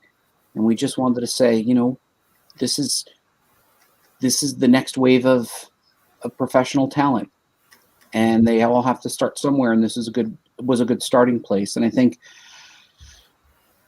if they do their own creator-owned books, like Mike does with Chris Burgos, or if they just move on and do a solo project like D. Alley, or carry on like A. Rubin pursuing other publishers, I think you're going to look back at these names and look back at this video and look back at this foundational work and say, wow, that's what led to professional work, but it was doing it. Now everybody's got, by December 29th, when we do our live stream on December 29th, unveiling the anthology, all those people will have their first pro work. Yeah. Well, I just want to say, Buddy, that if I had known about your school, 8 years ago, I think I would have made a lot of different choices. And I will definitely, as Comics Cast is like an overarching thing, will definitely continue to promote your school. I think it's a great thing for up-and-coming artists. I don't want to say young artists because I think that's a misnomer that new artists are young artists. You can be 35, 40 years old and realize it's something that you want to do for the rest of your life. Right. So I love that you're offering this, that you've created this, that you've assembled a great team here. And hopefully you guys can really take off and keep building, because it's just it's nice. I'm sure I've got one of your books back here. Don't worry, there's still time. You can go out and run out and buy one when the pandemic's over. Right. So I think one of the things, even Joe, that I felt when I was up and coming, it was very difficult to get good education to really learn how to make comics. And I spent a lot of time as a writer trying to deconstruct how comic books were made. Yeah. And D. Alley, A. Rubin, and Mike have heard this, so they'll just have to turn their ears off. But I had heard that there were a couple of creators who were well known for being really structured writers, and I didn't understand the structure of comics. So I bought 3 copies of each of their issues, and I cut up 2 of them and laid them out on the floor. Then tried to find where you would have the first break point in the story. So it would be 3 pages, first break point, 6 pages, next break point. And I was trying to figure out how to deconstruct stories. And I realized, and that was as I was trying to nourish myself, there wasn't a lot out there. But what was distressing to me, Joe, was there are a whole lot of people who give bad advice really well. Right. And, sometimes the loudest voices were not necessarily the best teachers. And that concerned me. That's why all of the educators as part of Comic Book School are working pros who don't have time to walk around and stop working to publish a book or build a website. Yeah. They do this in between something else, generally because they believe in the mission. We don't charge anything for what we do at Comic Book School, because I don't think that price should be a barrier. I think that if you want to buy one of my books, great, buy one of my books. But everything we do is for free, because we don't want somebody to not be able to afford it because they couldn't participate. So yeah, I think going forward, that'll be a new model. There'll be a lot of online. Yeah. I mean, there's definitely a lot of websites, like, and I don't want to drop any social media groups or Facebook groups or anything like that. But being a part of those communities, it tends to fall apart into, let me show you my work and then see how many likes I can get. So it's a struggle. And the thing that I found, I'm in the military, so I'm all over the world. I'm always moving and everything like that, right? So going to Kubert School or something like that's never been an option. So there's a lot of guys that are like me and not necessarily military, but don't have the access to the schools that are out there. So the idea that you've got something that is mobile, as Bane likes to say, every single time I say the word mobile, it makes me mobile. It's just really cool, and it's much appreciated from the community. And I know you probably hear thanks a lot on that, but yeah, that's a big thank you from me and other artists that are struggling and try to get their foot in the door. So, and we're trying to make sure that you get good advice. Like I said, there's a lot of bad advice out there given very well. Well, and the other thing that I think that we do well at Comic Book School, especially because Buddy's worked in the industry and he can bring in these industry pros, is we're not getting one perspective. Like when you talk, and Ari said this a little bit about our networking, like, if you're a comic book writer and you go to Comic Book Writers and you only learn about the writing, you don't understand the rest of the process. And even as we're working through it, building this anthology, it's understanding that there has to be a schedule. The writer has to work with the artist. He has to tell him what's going in a panel, right? So as the artist draws, he's got to make sure that he's, producing the writer's vision, and they're a collaborative team.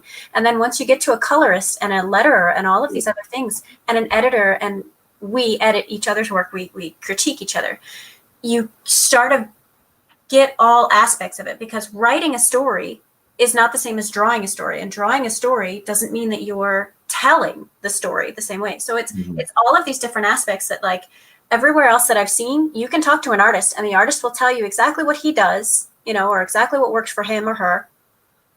But writing a comic book is a collaboration, and learning what the editor's part is, and learning what the overall art direction is, and the story and the arc. And maybe you're only drawing one page. Maybe you're only drawing, one book in a series of books. Maybe you want to draw for Spider-Man, but if you don't know the 12 issues that came before, like, what is it that you're doing? You need that networking and that friendship and that collaboration to be able to build that community in that profession. Well said. Yeah. So, good advice. I think that also, like, you don't realize that things to start from the network, from Comic Book School, and how they expand.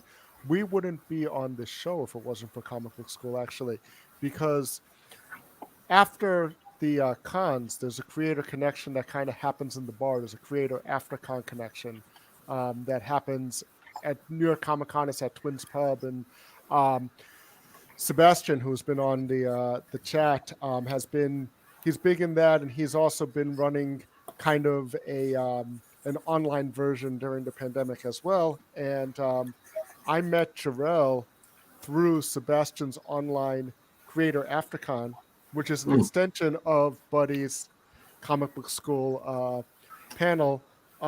So you trace all these things back, and it's even beyond just meeting artists with whom I've worked, and I've met not just the two for this book, but in previous years, 4 or 5 artists that I did stories with through Creator Connection, but also meeting people like Jarrell who could have a show that you can go on to promote your work. I met Johnny C. I don't know if you guys know him through the same panel, and I ended up writing some reviews for his website, for his movie preview website.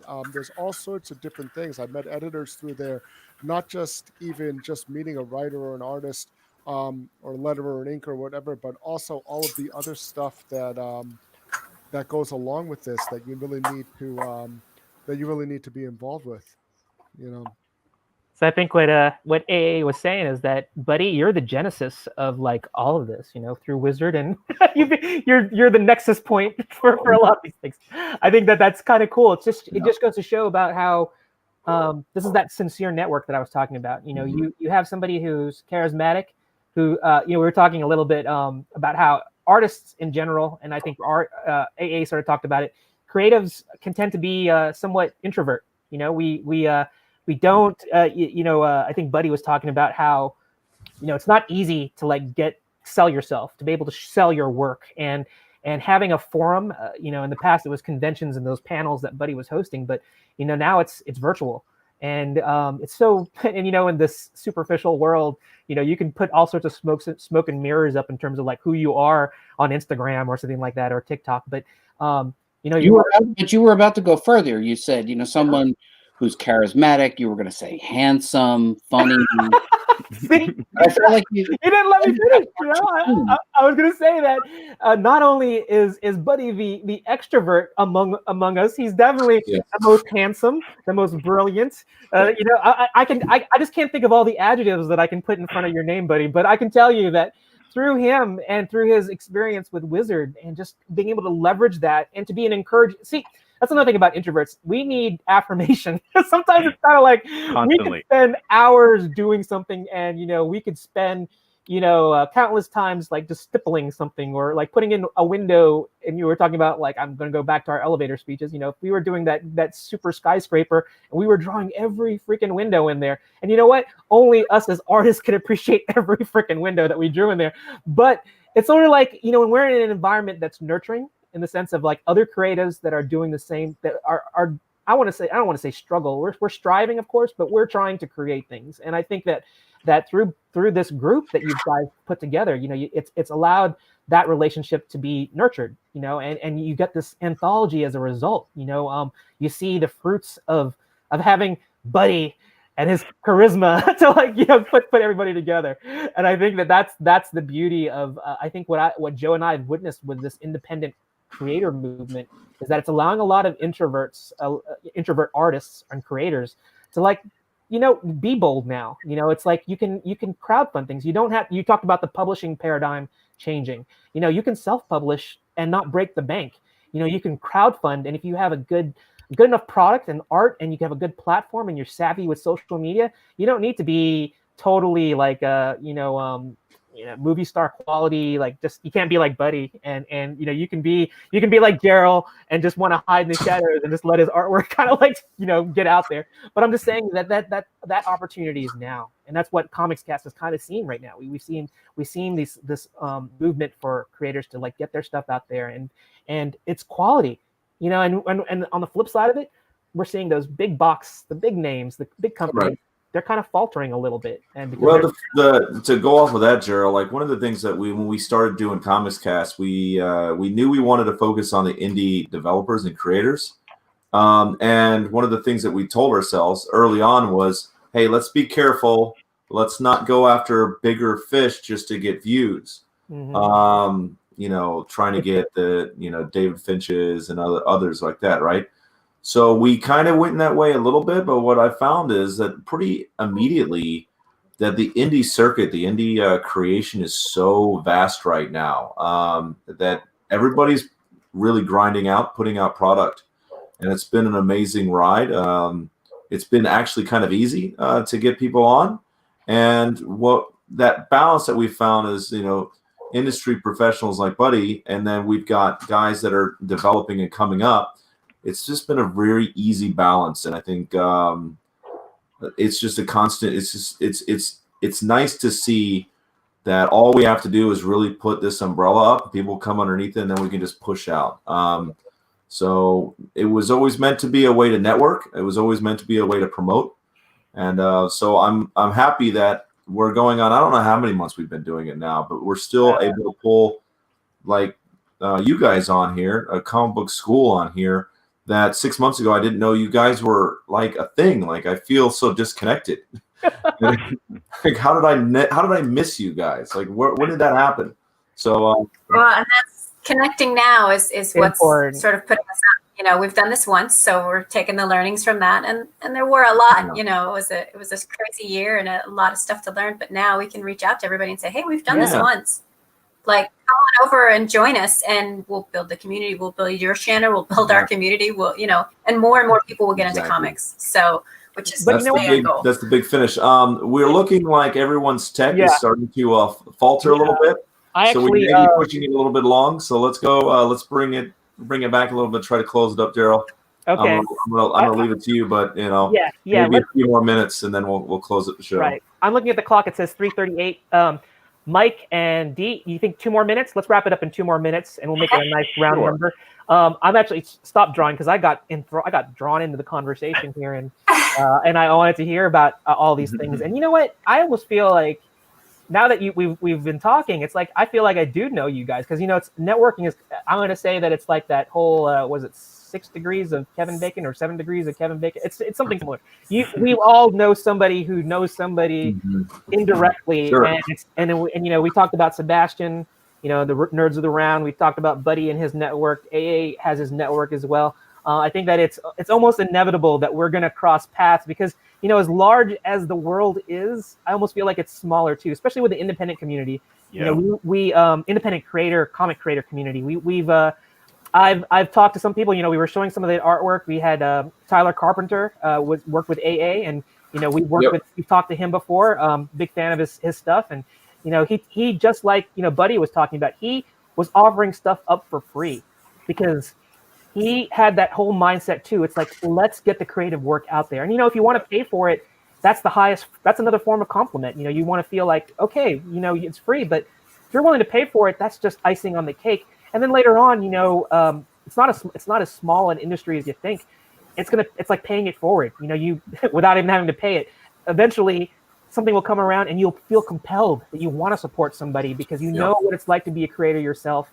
What struggles you go through, and you want to support the underdogs. But I tell you, this year with 2020 and what's happened with the pandemic, a lot of underdogs. We're going to be super dogs now. We're going to be. I've seen a lot of independent creators make names for themselves and have done such impressive crowdfunding things, and that's just testament to like what people believe. If they're willing to put their hard-earned money to buy something from you directly versus going through the larger traditional publishing route where you maybe like $5 for a comic, but there's a lot of like hidden costs that that are put in there.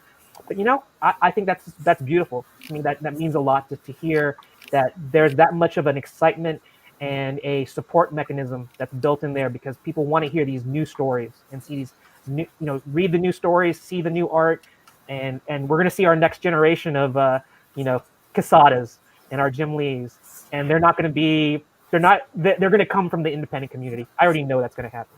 So let me so talking about that, I'm veering off a little bit to the left. I didn't clarify earlier, so we have a lot of people on our art show posting their original artwork, which is great. Thank you very much. But it's based on the challenge, guys. So I just wanted to say live that, thank you very much for contributing your art. But if it's not based on the art challenge, I'm not going to share it. But if you guys want to see these guys' great artwork, and then go to the art show and check it out. This is a group on Facebook. But if you guys have done the art challenge, any of these three, go ahead and drop it in there. I'm watching it, and we can show it on the show. Go ahead, Right, Gerald. let's go ahead and round the corner. We're pushing 2:38, 2 hours and 38 minutes. This has been another shaping to be a record show, and I love it. I love it because conversation keeps on going and art's going, and you don't even know that until long. people start saying, "You said 2 hours," so I'm. Okay, let's go. All right, let's share some artwork. You know what? My phone died, so I'm gonna have to show my. Is that art. What's going on? Okay, Yeah, I was wondering what I'm happened. going to show my art in my face cam. Rookie. Rookie. Yeah. Okay, let's All right, let's go to D first. Yeah, let's do that. Okay, let's pull up D's work. Oh wait, you know what? We should have gone with D last. But anyway, yeah. Awesome. Look, she's doing backgrounds again. It's all about the story, man. You gotta put it in environment. Everybody says, "Oh, I'm not good at background." You just rough it in, man. Yes, I love it. So like, Mike inspired me. Yeah, this is great work, and this is going to be. I think the anthology story that you're doing isn't skeletons; they're live. No, it's not. I just went off. But no, this is my skeletons. I draw them too many times. Right. I think this is charming. It's one of those things that we had that exhibit that you had shown of your skeletons, and I think it's cool because who knows? Maybe in the next anthology, when you do your next pirate story, who knows? It could have pirates and skeleton pirates come up. I mean, this could be. You saw it first here on Comics Cast. Let it out. Confirmed. But yeah, beautiful work. And just like Joe said, his consistency. I love it's the style. It's there. This is signature D style, and you can definitely tell that. She had just another 5 minutes. No, I'm just kidding. If you had like another 5 hours, I would see this as finished artwork that could be used, like in the anthology. So definitely check out her artwork. And like I said, D, when I finish this up, you let us know. We'll put it on. Yeah. So let's shift to Mike's piece, Joe. Yeah. One second. Hurry up, Joe. What's wrong with you? Oh, nice. Yeah. This is the humor aspect, and he worked in some typography in there as well too. I'm gonna bow down to your fusion of just cartoon comic style and graphic design. You're teaching me. I need to figure out how to work graphic design into my illustration as well. But yes, short time, just like D, Mike has banged out an incredible thing, and I just love. Thank you. I just love it. It's cool. Did you want to say anything about this? Was there something? I only hit the undo button 742 times. So I just want you to know. I want you to share my pain. Well, I think you told me 745 was your record, so you're under, I think, right? So, yeah, I'm underperforming. I know, and I apologize. No, not underperforming. You're actually. Oh, you're doing well. You didn't get to 745. You only did 742 undos. So I think, and you know what? You can hit undo as many times as you want because I like the product. I like what you're doing with this. And if you want to finish this up, you let us know. We'd be more than happy to Gerald, I gotta give you credit for finding such great artists to get on the show because it's been fun to watch. I think people that are watching can see with Dee's work. You can see that maybe Dee's work wouldn't go to someone's specific comic that they're working on, but your style D is so you could see that would work for whatever that style would fit for that story, right? Yeah. And then with Mike, you can see just if you pull all the way out, the fact that every single character that you create, you can see that there's weight. No matter how cartoony or the layout is, your characters have weight to their body. And that any creator can see that from a half a mile away. Yeah. And that's just fun to see you produce something that it doesn't matter how the layout looks or how cartoony it is.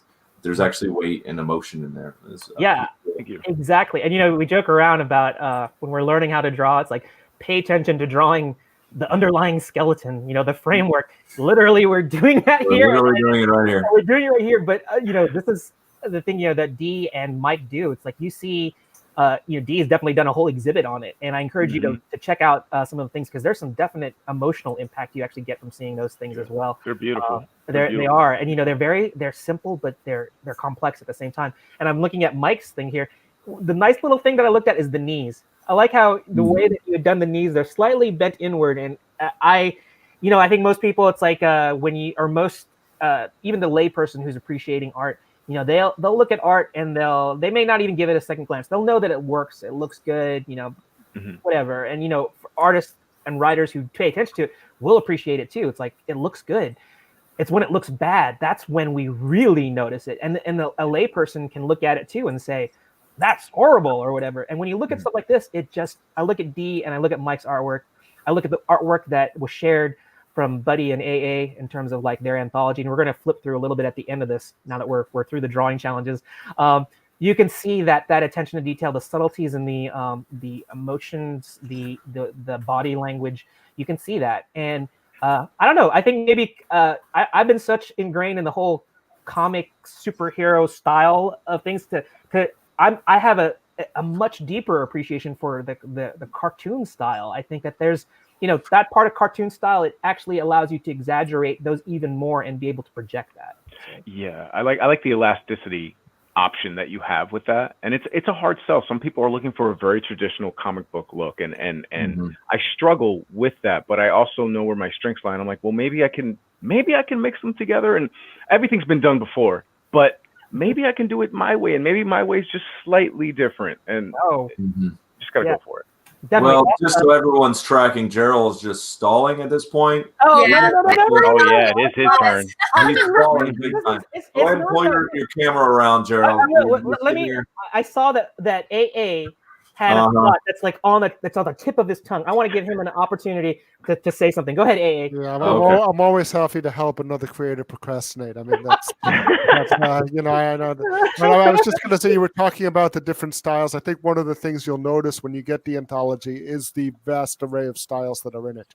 Exactly. That between all of the different books, all the different stories that we have in this book, the art styles, the styles of the storytelling, it's really a diverse collection. There's something in there for everyone. And I think it really shows the range of what you can do in comics, especially as someone myself who, like I said, I love superhero comics when I was a kid. I like a lot of the Daredevil stuff and Batman stuff still.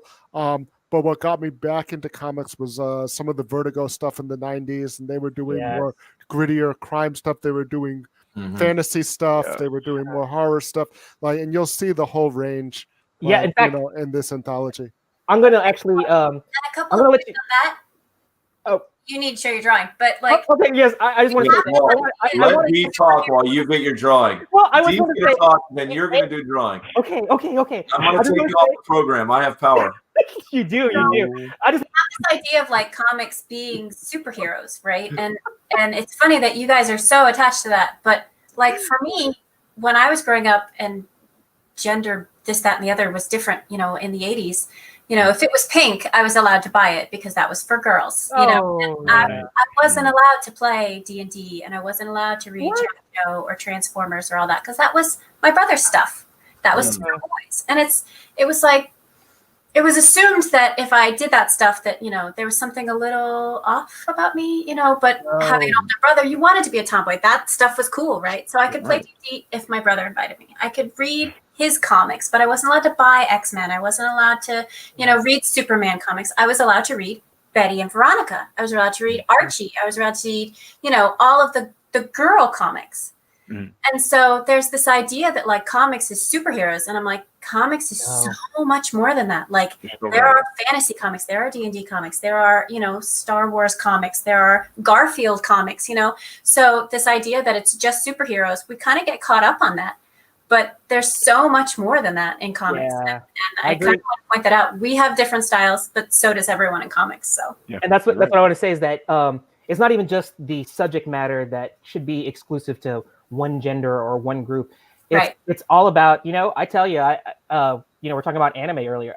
I'm gonna admit it on here. I like some of the romantic anime stuff that's out there. I've read some of the romance comics just as what. I mean, some of that stuff is just, it's emotional stuff, man. I'm in touch with my feminine side. I'm proud to say that. And that's the thing is, you shouldn't have to quantify it, right? Exactly. Everybody can enjoy it. It's as long as it's done where people can make the choice and it doesn't feel like you're being forced into something. Pigeonholed. You don't need to feel like you need to pander to something, and you don't feel like I need to have somebody's agenda preached to me. I want to discover it myself. And it's just like with anything. When you discover it yourself, it's that much more meaningful. It actually will make that much of an impact on you. And that being said, I'm not going to delay it anymore because I wanted to stop.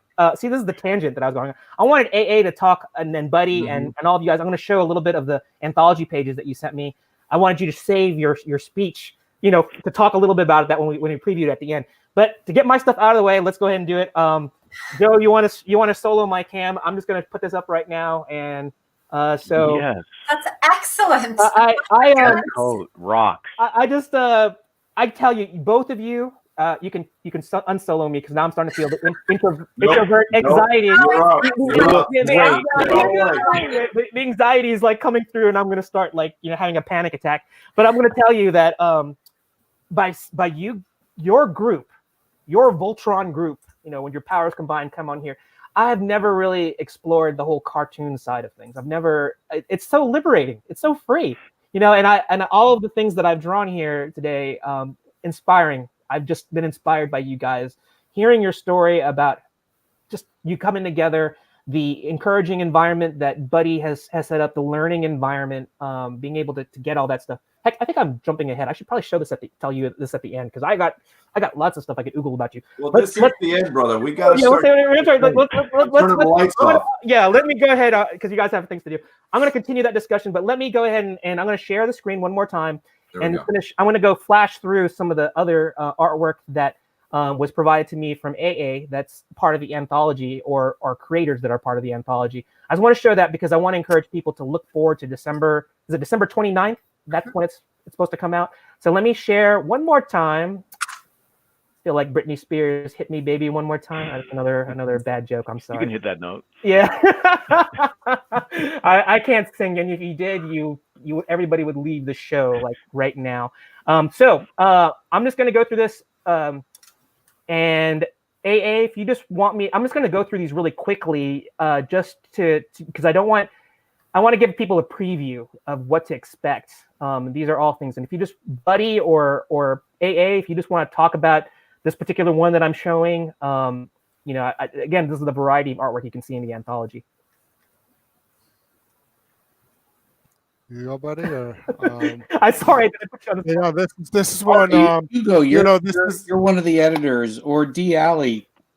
Yeah, Erin could talk about this too, but I think that you can see this is a very different style than the artists that we had on here today, and it would actually with the there's Teddy's that you were talking about before. That's the cover for Teddy's over there. You can see it would be impossible that's mine that I worked on. We're talking about this. It was funny that I have the only. It's not a straight superhero story. It's a spoof, but actually, that I'm the one who was talking about non-superhero comics, and I have the only superhero comic in the book. So irony for you right there. But drawing. She did an excellent job. She almost broke. That's actually my favorite. That's actually my favorite page that she did right there. Great storytelling. Great storytelling. But you can see all of the different styles that we have in the book. That's Buddy's piece right there.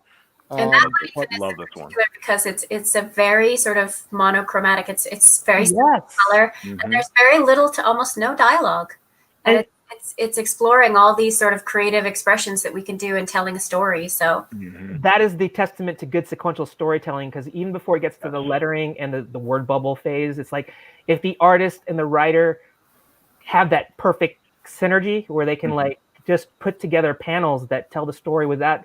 It's almost like the less is more thing. If you can read the story without even reading the words, well, this is just, for the reading impaired that I can be sometimes, where I just want to be looking at the visuals. That's why comic books are so awesome. You flip through them. But I think that you can see the art and understand the story. And then, of course, you go back and read the words and it becomes that much more substantial. You can read the deep thoughts that were going into the works. But this is great because not only is the artwork, it's the coloring here is so unique. I love the I guess it's a duotone. It's monochromatic and duotone. I don't know. It's just using the principles of color theory to help with the storytelling.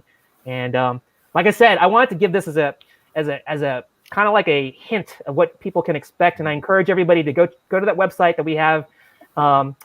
listed here at the bottom. And let me stop sharing screen. It's also tagged in our Facebook feed, so it's on the top. So if you guys are watching that, go ahead and go there. Check it out. Yeah. Look for it in December 29th. And I just wanted to show that quick preview. So AA, I wanted you to finish your thought here. This is where we come to this is the sad part of the show where I have to start wrapping it up and telling you guys, say goodbye to you guys. I just want it's called the Oscar speech, where you guys can pretty much, the mic gets handed over to you and you can say your thank yous. You can, it's basically, it's a free for all. Oh, look at Buddy. Buddy's like going, okay, let me get my novel out. And I'm going to start exactly right. You let Buddy loose. We could go on for another several hours. We could. Yeah. We're going 12 rounds with the drawing, right? That's what you said. Exactly. It's part 2 in 30 minutes. But anyway, this is the Oscar speech part of it. So I'm going to hand the mic over to you guys, and we'll just go in the same order. We'll start with Buddy and end with AA, and we'll wrap the show up. So, Buddy, the mic is yours. Thank you so much for having us on, Gerald and Joe. This has been it's been a lot of fun, and we really appreciate you shining a spotlight on the creative work that's being done with the Comic Book School. And that's it. I don't have much. We've been talking for hours now. I got nothing else to say. Buddy needs a pep. Oh, okay. All right. I guess we're going a little bit out of order. It would have been D, but let's just go with Mike. He's already full screen here. So, Mike, go ahead and I'll lean into it. Well, first and foremost, thanks to Buddy, thanks to D, thanks to Ari, everybody that came together to make this, because it's given me an incredible opportunity. So I just wanted to put that out there. And other than that, if anybody's interested in seeing my work or anything at all, I'm at Mike Does the Art everywhere. MikeDoesTheArt.com, every social media. I'd love to hear from you. Yeah. Perfect. Short and sweet. All right, let's go. I guess we're going to AA. So, okay. First, thank you, Jarrell and Joe, for having us on. It's great to be able to get on your show and get out there. Thanks to Buddy for Comic Book School, and to Erin. Erin and I have been working together a lot on the editing. Really got to know each other. Thanks from Mike, because we worked on the story together, and thank him for coming on too. I'm going to take a cue from Mike. You can get me at the Surreal Ari across Twitter, Instagram, Facebook, aarubin.wordpress.com if you want to hook up with me. Hook up with AA, definitely. .com. Hook up. That's a different show, Jarrell. That's a different show. Hey, this is the guy who coined the speed dating for artists and writers. So that was Buddy's line. That was Buddy's line. Okay, Buddy, that's your line. All right, D, wrap. Let's hear your Oscar speech. So actually, thank you to you guys for having us on. We really appreciate it. It was kind of our first big press junket, for lack of a better word. It was really fun drawing. I haven't ever drawn live before, so that was a really fun experience. Thanks to everybody who was in the anthology, everybody who contributed, everybody who's on the forums, Buddy and Ari and Mike, and just all of the people who support us and the work that we're doing every day. This year was a crazy freaking year. Nobody expected all the stuff. Let's just go with stuff that happened this year.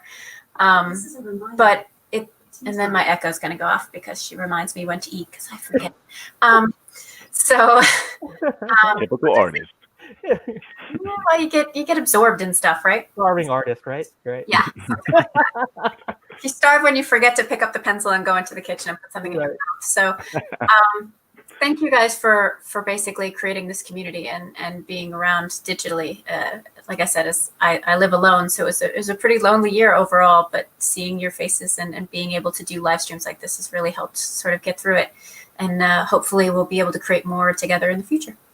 Oh, that's awesome. I love all of your Oscar speeches. I look forward to when the anthology becomes up for an Eisner and whatever awards that are out there. I think that hopefully you submit them to all of them, because I think in this unique era that we're in, so much good creative content that's out there. So I definitely look forward to hearing great stories from you. So Joe's pulled up their site, and if you wanted to scroll through it real quick, I mean, it's just one of those things that it's the same URL that you see there in the bottom of the scroller. It is in the comments field. I encourage you all to check it out, and of course look for December 29th when the anthology, their panel 1 anthology comes out, and just look at this great community that Buddy and has put together. I mean, I just learned tremendously that we talked about nurturing and encouraging and having that positive feedback, getting more than just a rejection letter, getting the constructive criticism. And, who knows, it could be the instant praise too. It's a great community from, what I've read and what I've heard. It makes me want to join it too. And I've just gotten such a positive experience just listening to all of you, drawing along with you. And who knows, maybe I need to start doing a cartoon style as well, so I can feel like I can join your club.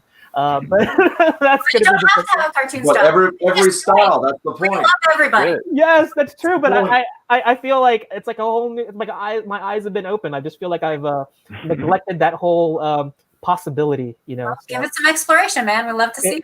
It is. Yeah. All right, Buddy, did you want to say something? I saw you. You're cool. No, I was like, yeah. Let's go. Okay. So let me say, I just want to say thank you to everybody. Thank you for being on. You guys are great. I really appreciate you guys spending this much time on your Sunday with us.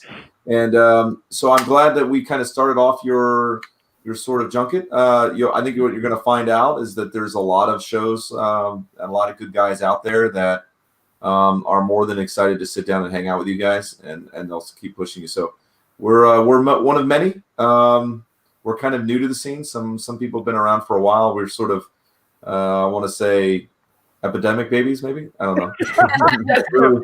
Born of grief. We came about because of the pandemic. Yeah, we had a little extra time. Gerald and I were already artists. We were like, hey, let's do this thing where we can highlight people, and it's just sort of took off. So we're here for you guys, and that's why we started. Saying that, I just wanted to make sure we said thank you, Gerald. You can say your deal, but I want to make sure that we also hit our golden fight. So yes, that's what exactly. Okay. Thank you to you guys. I said it once. I said it twice. I think I'm going to say it a third time. I don't know, too many times to say thank you. The door is open to you guys. Once Anthology number 2 is ready to go, you can just hit me up, hit Joe up, and we will work you into the schedule. I think December 29th is going to be marked on my calendar. Going to be looking forward to seeing that and seeing your official live. You said you're going to do a live broadcast. We're going to do what you guys are doing. We're going to do live. So wish us luck. No, you guys are naturals. What I would like for either of you to do, our group chat's going to be open. You let us know what that date is. We'll promote it on Comics Cast for you as well. Through our social media.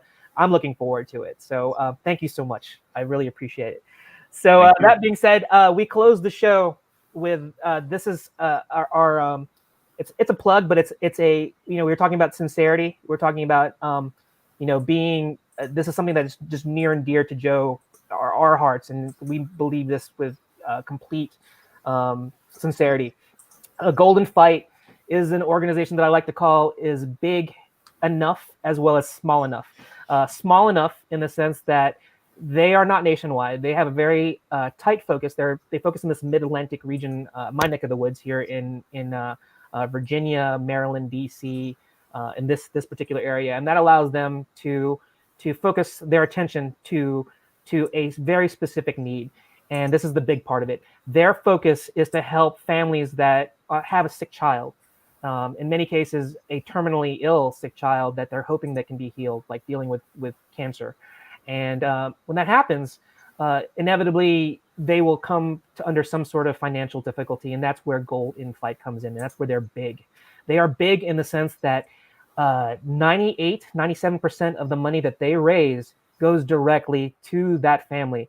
They have a very nominal amount that they take just for administrative things. In fact, a lot of the leadership is volunteer, and they do it because they've had a child, or they know somebody that's been touched by a very tragic illness, and hopefully those tragedies can be averted. Because if you can help them financially, if they can be helped financially, that allows their parents to help their child just get better. And that's one really good thing about Golden Fight. And if you have it in if it's in your means and you want to have some time, let's go to the banner here. You can check them out here at our charity partner, and they're at goldinfight.org. That's in the ticker at the bottom. And Joe is showing their website right now. So definitely check them out. And if you want to find a charity that you could give to this Christmas, this is one of those really good charities that I would encourage you to maybe just check out. And appreciate it. So let's close. If you want to close that out, I'm going to change the banner one more time because I want to do a plug for you guys as we edit out. So we hit a record, or not a record. We've actually had some shows that go past 3 hours. This one went 3 hours, 3 minutes, and it has not been long enough. I truly enjoyed having you guys. It's been such a learning experience, inspirational experience. I just gonna walk away with just good vibes, and I hope that our audience got to see that too. Great group of guys and a gal, and there's more creators that are a part of this anthology. Yes, and there's check them out. Yeah, check them all out. Voltron, Powers Combined, great anthology. So, so that being said, I will say goodbye to all of you. Check us out on Comics Cast next Sunday, 1 p.m. Eastern Standard Time. Check out our guest. Keep on drawing. Love you guys. Welcome to the show. This is Comics You guys are all watching the Artist Roundtable. Hey everybody, it's Gerald and Jason with Comics Cast Let It Out. Thanks for having me again, man. I appreciate it. This just comes from watching Lord of the Rings too much, basically. And Thank you.